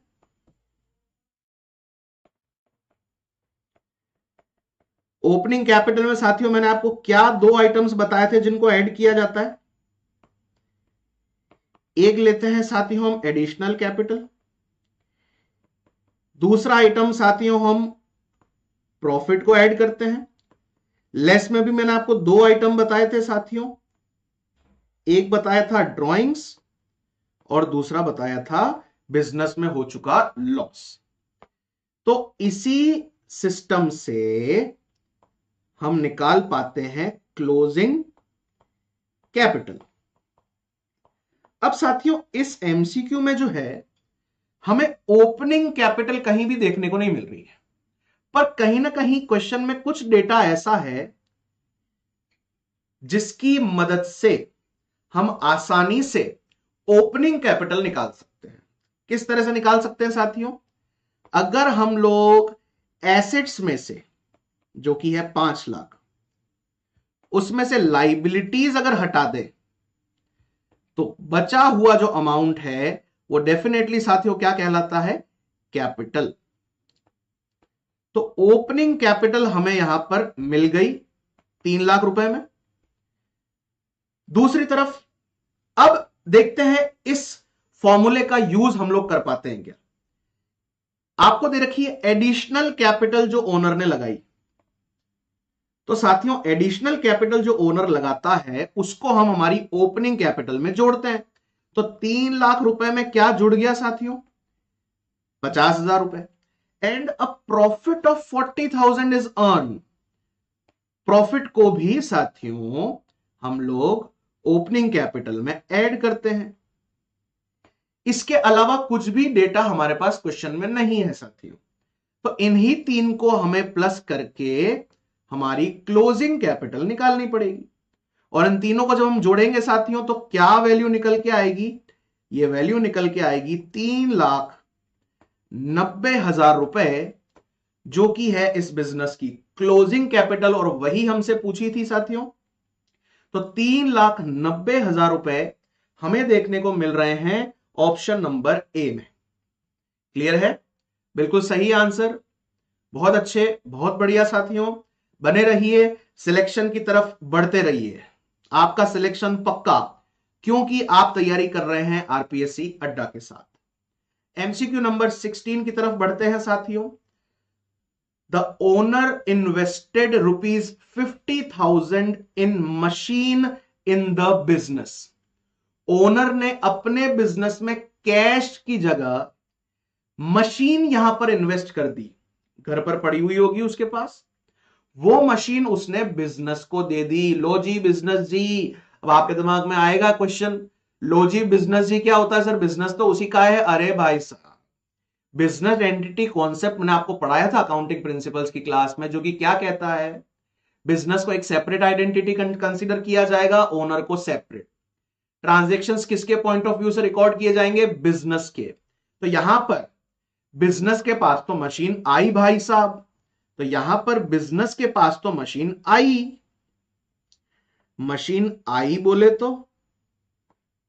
तो मशीन आई, तो बोले तो प्लस हुई बोले तो बढ़ी, क्योंकि बिजनेस के पास तो आई। और ये मशीन जो उसकी पर्सनल थी उसने बिजनेस में लगा दी साथियों। तो ओनर अपने बिजनेस में अगर कैश इन्वेस्ट करता है तो भी उसे पूंजी में कंसीडर करते हैं, और अगर वो काइंड में पैसा इन्वेस्ट करता है, मतलब कोई एसेट इन्वेस्ट करता है, एसेट बिजनेस के नाम कर दी, ये बिजनेस में काम में लूंगा, उसे भी साथियों हम पूंजी के नाम से ही जानते हैं। तो अगर उसने 50,000 रुपए की मशीन बिजनेस में इन्वेस्ट कर दी, तो एक तरफ आपकी मशीन बढ़ गई 50,000 से, दूसरी तरफ आपकी कैपिटल भी बढ़ेगी 50,000 से। और साथियों, ये जो मशीन है इसको आप किस कैटेगरी में डालते हैं? एसेट्स की कैटेगरी में, और कैपिटल तो खुद अपनी कैटेगरी लेके चलता है, इसका लेवल अलग है। अब इस ट्रांजैक्शन की वजह से आपकी एसेट्स भी बढ़ी साथियों, और आपकी कैपिटल भी बढ़ी, दोनों ही 50-50 हजार से बढ़ेगी। माय किस्मत सावरिया सेठ जी, बिल्कुल सही आंसर है आपका। आपकी किस्मत सावरिया सेठ जी, और सावरिया सेठ जी के आशीर्वाद से आरपीएससी अड्डा का चैनल। तो यहां पर कोई ऐसा ऑप्शन है क्या जो ये कह रहा हो कि एसेट्स भी बढ़ेगी 50,000 से और कैपिटल भी बढ़ेगी 50,000 से? बिल्कुल, मुझे तो ए वाला जो ऑप्शन है वो नजर आता हुआ, जो ये कहे कि सर एसेट्स और कैपिटल दोनों ही 50-50 हजार रुपए से बढ़ेगी। Very good, perfect. I hope आपको मजा आ रहा होगा, समझ आ रहा होगा, और प्रैक्टिस आपकी बरकरार होगी। बस कमी एक ही है, आपकी टेबल पर बुक अगर नहीं है तो कोई मतलब नहीं है। रील्स की तरह ये क्लास देख लोगे, कुछ यहां नहीं बैठेगा, कुछ प्रैक्टिस नहीं हो पाएगी। बार बार कहता हूं, हर बार कहता हूं, रोज कहता हूं, एक ही बात कहता हूं, आरपीएससी अड्डा की फर्स्ट ग्रेड कॉमर्स लेक्चरर की बुक अगर आपने अभी तक परचेज नहीं की है, तुरंत प्रभाव से इस वीडियो के बाद उस बुक को ऑर्डर कर लीजिएगा, जो कि आपके लिए मसीहा बनेगी। अदरवाइज रिजल्ट पर माथा पकड़कर बैठे रहिएगा। चलिए एमसीक्यू नंबर 17 पे बढ़ते हैं साथियों। What will be the effect of paying 6,000 rent by cheque? माफ कीजिएगा, यहां पर चेक की जो स्पेलिंग है वो इस तरह से है। हाँ जी, अगर हमने रेंट का पेमेंट किया है, वो भी चेक से पेमेंट किया है, तो उसका हमारी जो अकाउंटिंग इक्वेशन है साथियों, ओके, माय किस्मत सावरिया सेठ जी कह रहे हैं ये वाली बुक भी मिल गई है। बहुत अच्छी बात है, अगर आपको ये बुक मिल गई है तो कहीं ना कहीं समझ लीजिए आपको वैकेंसी के अंदर जितनी भी सीट्स हैं उसमें से एक सीट आपकी पक्की हो चुकी है। बिल्कुल बिल्कुल बिल्कुल। मैं आपको डेली कहता हूं कि अगर आप कंप्लीट कोर्स परचेस करते हैं तो उस कोर्स के साथ आपको बुक जो है वो फ्री ऑफ कॉस्ट मिलने वाली है। और अगर सेपरेटली आपको सिर्फ बुक ही ऑर्डर करनी है तो वो भी आप हमारे जो प्रोडक्ट सेक्शन है उसमें जाके कर सकते हैं। बिल्कुल बिल्कुल बिल्कुल। हाँ जी। तो यहां पर साथियों रेंट का पेमेंट हुआ है, बहुत अच्छी बात है। देखें इसका इफेक्ट। तो अगर साथियों रेंट का पेमेंट किया है, रेंट हमारे बिजनेस का बढ़ाता है खर्चा, बहुत अच्छी बात है।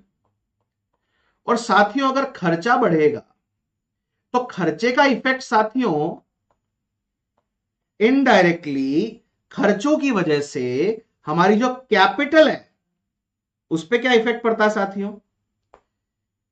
खर्च होने की वजह से हमारे जो बिजनेस की कैपिटल है वो इनडायरेक्टली क्या होती है? कम हो जाती है। या फिर इसको आप ऐसा भी समझ सकते हो, अगर कोई खर्चा होता है या कोई नुकसान होता है वो इनडायरेक्टली आपके प्रॉफिट को रिड्यूस करता है। और प्रॉफिट किसका पार्ट बनता है? कैपिटल का। तो इनडायरेक्टली आपकी कैपिटल पे इफेक्ट पड़ेगा कि खर्चे की वजह से आपकी जो कैपिटल है वो कम होती है।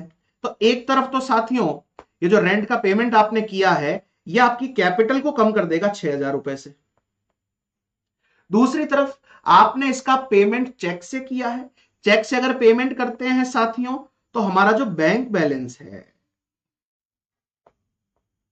वो बढ़ेगा या कम होगा? ऑब्वियस सी बात है, जब पेमेंट कर रहे हैं तो हमारा बैंक बैलेंस भी तो 6,000 रुपए से कम हो जाएगा।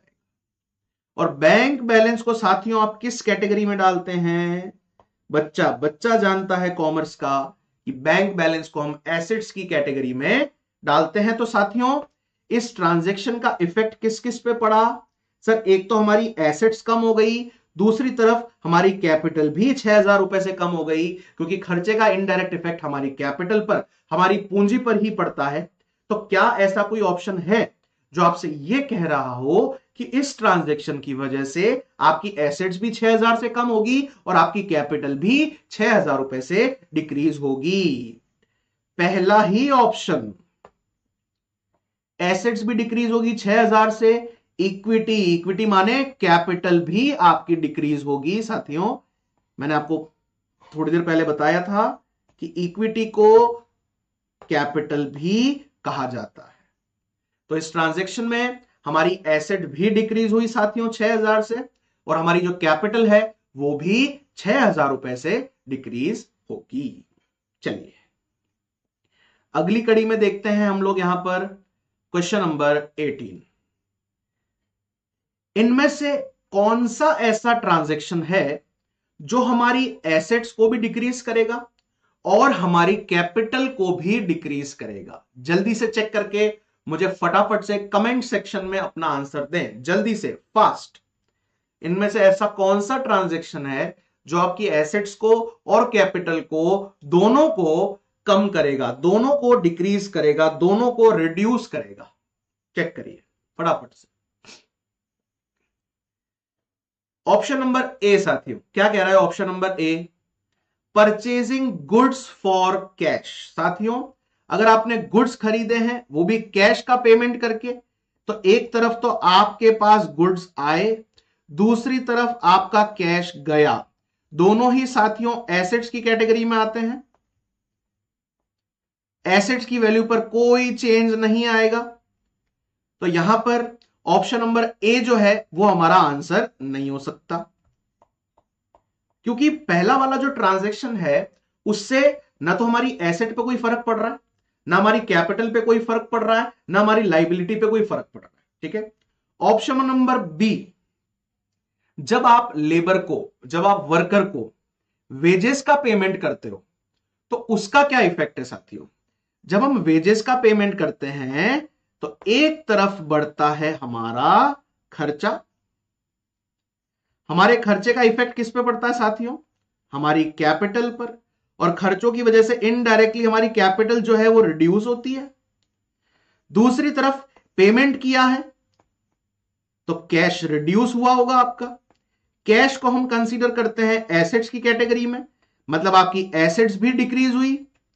ओहो, ओ माय गॉड, वेजेस का पेमेंट करने से हमारी कैपिटल भी रिड्यूस होती है और हमारी एसेट्स की वैल्यू भी रिड्यूस होती है। और शायद यही क्वेश्चन ने हमसे मांगा है कि इन चार में से ऐसा कौन सा ट्रांजैक्शन है जो हमारी कैपिटल को भी रिड्यूस करे और हमारी एसेट्स को भी रिड्यूस करे। वो मिला हमें ऑप्शन नंबर बी के रूप में। अब ऑप्शन सी क्या कह रहा है, इन्वेस्ट, ये इंजेक्ट नहीं है, ये है साथियों invest.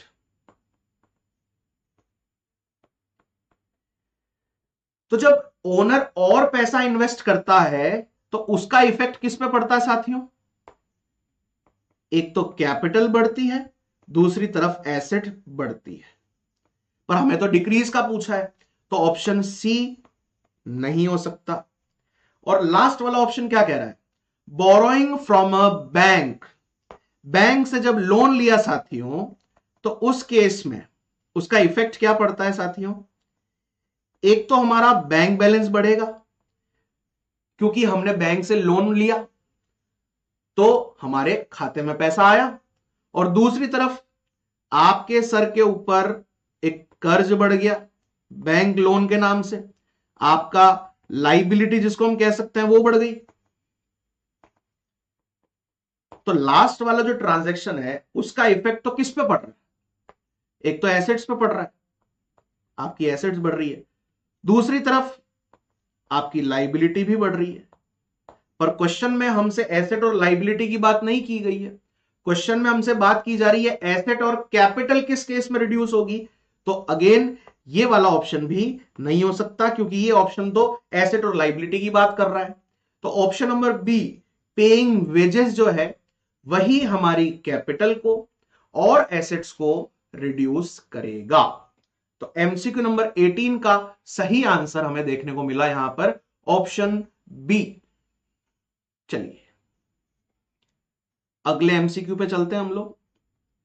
MCQ number 19, which transaction will not change the total assets, इनमें से ऐसा कौन सा ट्रांजैक्शन है जो एसेट्स की वैल्यू को सेम रखेगा, जिससे एसेट्स की वैल्यू में कोई बदलाव नहीं आएगा। चलिए देखते हैं साथियों क्या ऑप्शंस हमारे सामने हैं। पहला कह रहा है cash deposited in the bank, आपने अपने बैंक खाते में कैश डिपॉजिट करवाया, तो साथियों इसका इफेक्ट किस किस पर पड़ेगा, आपके पास पड़ा हुआ कैश कम हो जाएगा और आपका बैंक बैलेंस, क्योंकि आपने पैसा बैंक खाते में डाल दिया तो आपका जो बैंक बैलेंस है साथियों वो बढ़ेगा। अमाउंट यहां पर आप अज्यूम कर लीजिए, मान लो 2000 रुपए, तो 2000 से आपका कैश कम हो जाएगा और 2000 से आपका बैंक बैलेंस बढ़ेगा। अब कैटेगराइजेशन साथियों में हर बार बात करता हूं, कैश एसेट्स की कैटेगरी में कंसीडर करते हैं हम लोग, बैंक में पड़ा हुआ पैसा भी हमारी एसेट है। तो एक तरफ आपकी एसेट 2000 से कम हुई, वही दूसरी तरफ आपकी एसेट फिर से 2000 से बढ़ गई, तो क्या इस ट्रांजैक्शन की वजह से आपकी एसेट्स की वैल्यू चेंज हुई, नहीं, इसका नेट इफेक्ट तो जीरो ही है साथियों। तो पहला ही ऑप्शन जब हमने अभी चेक किया तो हमें आंसर के रूप में मिल गया कि अगर हम बैंक में कैश जमा करवाते हैं तो उससे हमारी एक एसेट रिड्यूस होती है, वही दूसरी तरफ एक एसेट बढ़ जाती है, तो इससे एसेट की ओवरऑल वैल्यू पर, टोटल वैल्यू पर कोई फर्क नहीं आएगा, और वही क्वेश्चन ने हमसे मांगा था। अब ऑप्शन नंबर बी क्या कह रहा है साथियों, sale of goods for cash, ऐसा एमसीक्यू ऊपर आया था। जब आप गुड्स बेचते हैं कैश में तो इससे तो साथियों आपकी एसेट्स और आपकी कैपिटल दोनों ही इंक्रीज होती है। क्यों होती है, कैसे होती है, ऊपर एक एग्जाम्पल मैंने आपके सामने शानदार तरह से डिस्कस किया था, उसके बेसिस पर आपको समझ में आ जाएगा। आप क्लास में अगर लेट ज्वाइन हुए हैं तो इससे रिलेटेड एक एमसीक्यू आया था, उसको जाकर आप चेक कीजिएगा, आपको समझ में आ जाएगा। ऑप्शन नंबर सी क्या कह रहा है साथियों, पेमेंट ऑफ एक्सपेंसेस, अगर खर्चों का पेमेंट किया जाएगा तो एक तो उसका इफेक्ट पड़ता है इनडायरेक्टली साथियों, हमारी कैपिटल रिड्यूस होती है, दूसरी तरफ हमारा जो कैश है वो भी रिड्यूस होता है। तो यहां पर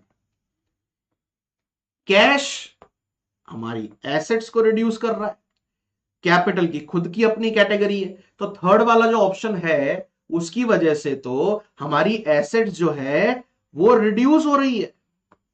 बल्कि क्वेश्चन क्या कह रहा है, एसेट्स की वैल्यू में चेंज नहीं होना चाहिए, तो ऑप्शन नंबर सी भी नहीं हो सकता। और ऑप्शन नंबर डी क्या कह रहा है साथियों, purchase of goods on credit. जब हम लोग उधार पे गुड्स खरीदते हैं साथियों, तो उससे तो हमारे पास गुड्स बढ़ते हैं, स्टॉक बढ़ता है, और दूसरी तरफ हमसे पैसा मांगने वाले लोग, हमारी लाइबिलिटी, हमारी जिम्मेदारी बढ़ती है। तो अगेन ऑप्शन डी में हमारे गुड्स, हमारी एसेट्स बढ़ रही है। बल्कि क्वेश्चन क्या चाहता है, ऐसा ट्रांजैक्शन ढूंढकर बताइए जिसकी वजह से टोटल एसेट्स की वैल्यू में कोई बदलाव ना आए।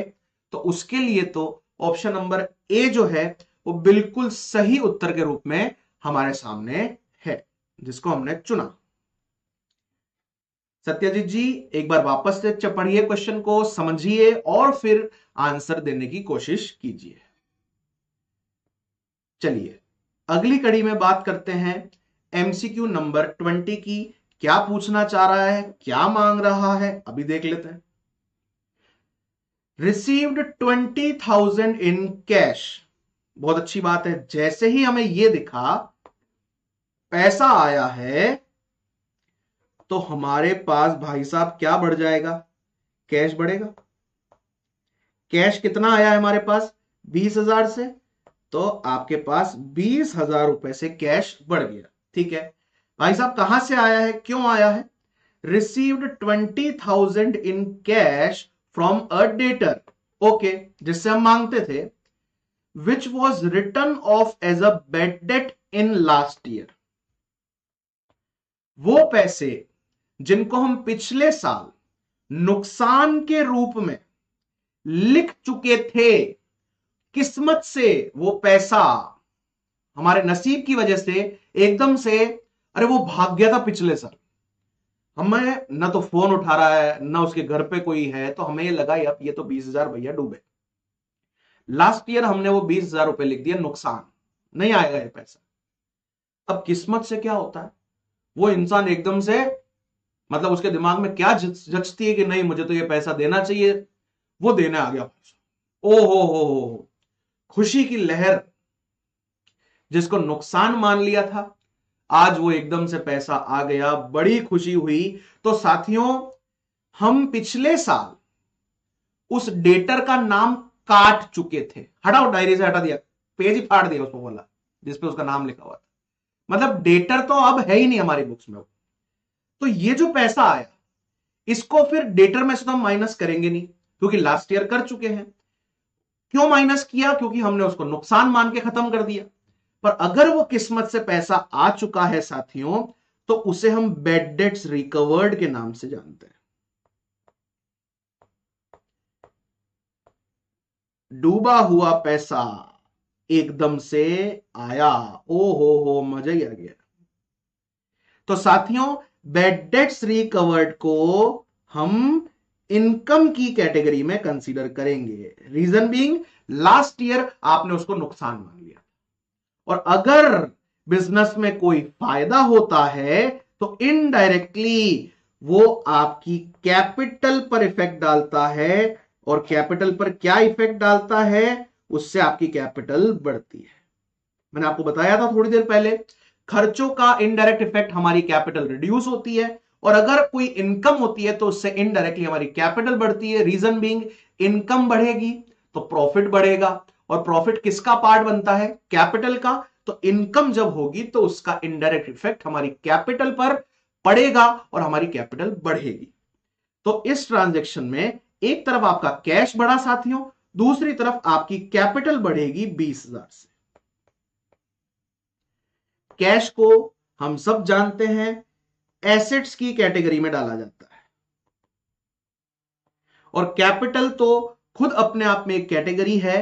तो यहां पर कौन सा ऑप्शन हमें देखने को मिल रहा है जो ये कहे कि एसेट्स की वैल्यू भी बढ़ेगी 20,000 से और कैपिटल भी बढ़ेगी 20,000 से? क्या ऐसा कोई ऑप्शन साथियों हमें यहां पर देखने को मिल रहा है क्या? जल्दी से चेक करके मुझे ऑप्शन में इसका आंसर दीजिए। बिल्कुल साथियों, ऑप्शन नंबर ए ही है जो ये कहना चाहता है कि हमारी एसेट्स भी बढ़ेगी 20,000 से और हमारी कैपिटल भी 20,000 रुपए से बढ़ेगी। परफेक्ट। ऑप्शन नंबर बी क्या कह रहा है? एसेट्स बढ़ेगी 20,000 से, लाइबिलिटीज भी बढ़ेगी 20,000 से। तो साथियों, सर आरसीएम क्यों होता है? ये क्यों होता है कुमार जी? ये आप क्या पूछना चाह रहे हैं? ये मुझे थोड़ा एक्सप्लेन करिए आप। ये कौन सी भाषा है? आरसीएम क्यों होते हैं? हमें ना पता क्यों होते हैं आरसीएम। कुमार जी, आरसीएम क्या कहना चाह रहे हैं आप? मुझे आरसीएम का फुल फॉर्म बताइए।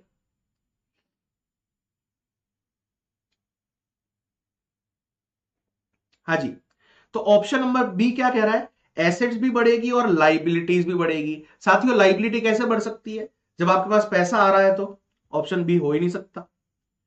ऑप्शन सी, एसेट्स बढ़ेगी पर कैपिटल पे कोई इफेक्ट नहीं पड़ेगा। क्यों नहीं पड़ेगा? पिछले साल जिस चीज को हम नुकसान के रूप में लिख चुके हैं, वो पैसा एकदम से अगर हमें मिलता है तो हमारी इनकम होती है और इनकम की वजह से कैपिटल बढ़ती है। तो नो इफेक्ट ऑन कैपिटल वाली बात तो गलत है।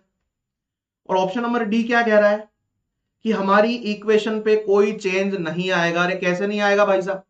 पैसा आ रहा है, एसेट्स बढ़ेगी, फायदा हो रहा है, कैपिटल बढ़ेगी, तो ओवरऑल जो इक्वेशन है बढ़ेगी। नो चेंज कैसे हो सकता है?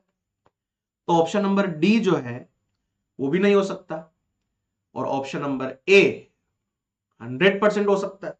तो क्वेश्चन नंबर 20 का आंसर साथियों हमारा यहां पर आया ऑप्शन नंबर ए।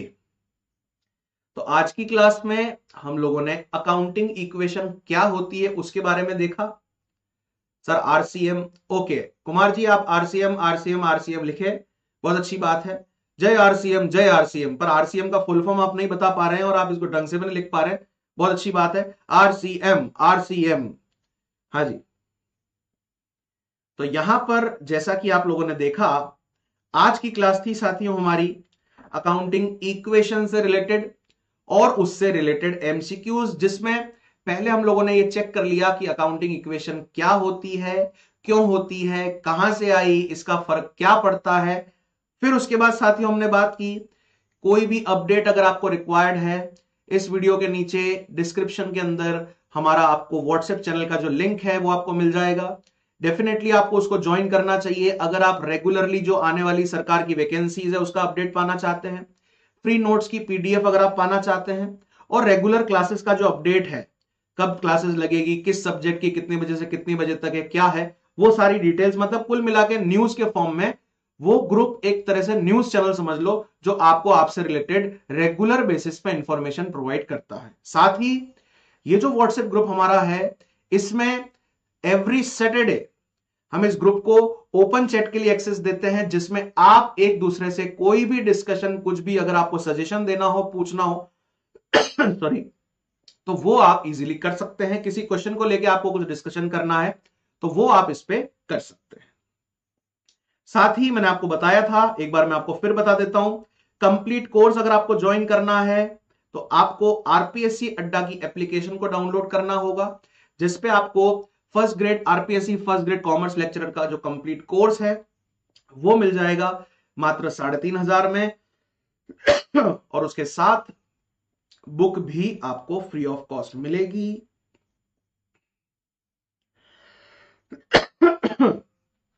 और रही बात बुक की, मैं बार बार हर क्लास में आपको समझाता हूं, जस्ट अ मिनट।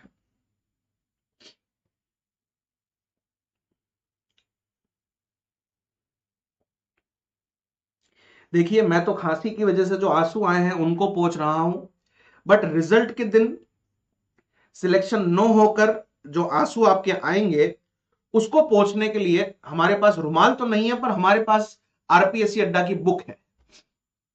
इस बुक से अगर आप पढ़ेंगे तो रिजल्ट के दिन ऐसे नहीं करेंगे जो मैं अभी कर रहा था। मैं तो खांसी की वजह से कर रहा था, आप रिजल्ट को कोसोगे, हमारा सिलेक्शन नहीं हुआ, नहीं हुआ, क्यों नहीं हुआ? जैसे मैंने अभी रुमाल यूज किया, उसी तरह से आपको ये बुक यूज करनी है। आंसू आएंगे ही नहीं। क्यों नहीं आएंगे? इस बुक के अंदर मैं बार बार याद दिलाता हूं, कंप्लीट नया सिलेबस कवर्ड है, 3000 के लगभग एमसीक्यूज है, लाइव डाउट क्लियरिंग सपोर्ट है, चैप्टर वाइज शानदार तरह से नोट्स हैं, तो कैसे सिलेक्शन नहीं होगा? तो अभी जाइए, तुरंत नीचे प्रोडक्ट सेक्शन में जाइए और इस बुक को ऑर्डर कीजिए। और अगर आपको 10% का डिस्काउंट चाहिए तो आप मेरा कूपन कोड यूज कर सकते हैं, जो कि है BS10। तो आपको एक्स्ट्रा 10% ऑफ जो है वो इस बुक पर मिल जाएगा। बुक जल्दी से खरीदिए, उस बुक से तैयारी कीजिए और रिजल्ट के दिन अपने परिवारजनों से, अपने दोस्तों से माला पहनने की तैयारी कीजिए। गुलाल, माला, उस खुशी के पल को आप महसूस कीजिए जब आप गवर्नमेंट जॉब में आप कॉमर्स लेक्चरर कहलाएंगे, आपके दोस्त आपको सरकारी कर्मचारी कहेंगे, और सरकारी कर्मचारी होने के जो फायदे हैं भी, हाँ जी हाँ बिल्कुल, माय किस्मत सावरिया सेठ जी ने कमेंट किया है, सर ओल्ड बुक में और न्यू बुक में बहुत कुछ न्यू देखने के लिए मिला है। बिल्कुल, क्योंकि एकमात्र साथियों ये एक ऐसी बुक है जिसमें हमने जो नया सिलेबस आपका आया है 15 सितंबर 2025 को, उसको कंप्लीट तरह से कवर किया है। जो कहीं ना कहीं मैंने और भी बुक्स जो मार्केट में अवेलेबल है उनको चेक किया, तो नए सिलेबस का कंटेंट उन्होंने बहुत शॉर्ट में, मतलब ऐसा होता है ना, बहुत जल्दी से किसी चीज को अगर इंक्लूड करना है तो वो करके और छाप दी। अरे भाई साहब, इतना तो रखो कि आपकी बुक कोई खरीदेगा, उससे पढ़ेगा, उसका जीवन उसके ऊपर निर्भर है। ऐसा काम ना करें, आरपीएससी अड्डा की बुक को प्रेफर करें, अपना सिलेक्शन पक्का करें, अपनी जीत पक्की करें। अदरवाइज अगर किसी और कंटेंट से पढ़ा, एमसीक्यूज की प्रैक्टिस नहीं की, तो माफ कीजिएगा, किस्मत को कोसना पड़ेगा। तो ऐसा मत करिएगा। चलिए, तो आज का जो हमारा सेशन था अकाउंटिंग इक्वेशन के ऊपर बेस्ड, वो हमने यहां पर ओवर किया। मैं आशा करता हूं कि आपको सभी एमसीक्यूज अच्छे डिटेल्ड फॉर्म में समझ में आ गए होंगे। मैं आशा करता हूं कि इस YouTube चैनल के माध्यम से जो फ्री एमसीक्यू बैच हम लोग चला रहे हैं, उससे आपकी जो तैयारी है उसका लेवल बढ़ रहा होगा और आपके अंदर धीरे धीरे ये कॉन्फिडेंस डेवलप हो रहा होगा कि सर के पढ़ाने पर, सर के एमसीक्यूज को सॉल्व करवाने पर हमें हमारी जो तैयारी है उसका लेवल बढ़ता हुआ दिख रहा है। यही आरपीएससी अड्डा की टीम भी चाहती है, यही आप भी चाहते हैं। हम आपके लिए दिन रात लगे हुए हैं। आपको कोई भी डाउट अगर आता है, आपको कोई कंटेंट अगर समझना है, आपको एमसीक्यूज की प्रैक्टिस करनी है, आरपीएससी अड्डा की टीम आप लोगों के लिए हमेशा तत्पर तैयार है। और इंग्लिश की जहां तक बुक है, मैं क्लास में साथियों बता चुका हूं, जल्द ही, बहुत जल्द आपको इंग्लिश मीडियम में भी वो बुक अवेलेबल हो जाएगी, जिसको आप ऑर्डर करके अपनी तैयारी को अव्वल दर्जे पर पहुंचा सकेंगे। यहीं पे आज की क्लास को मैं समाप्त करना चाहूंगा। Till then, good night, bye bye.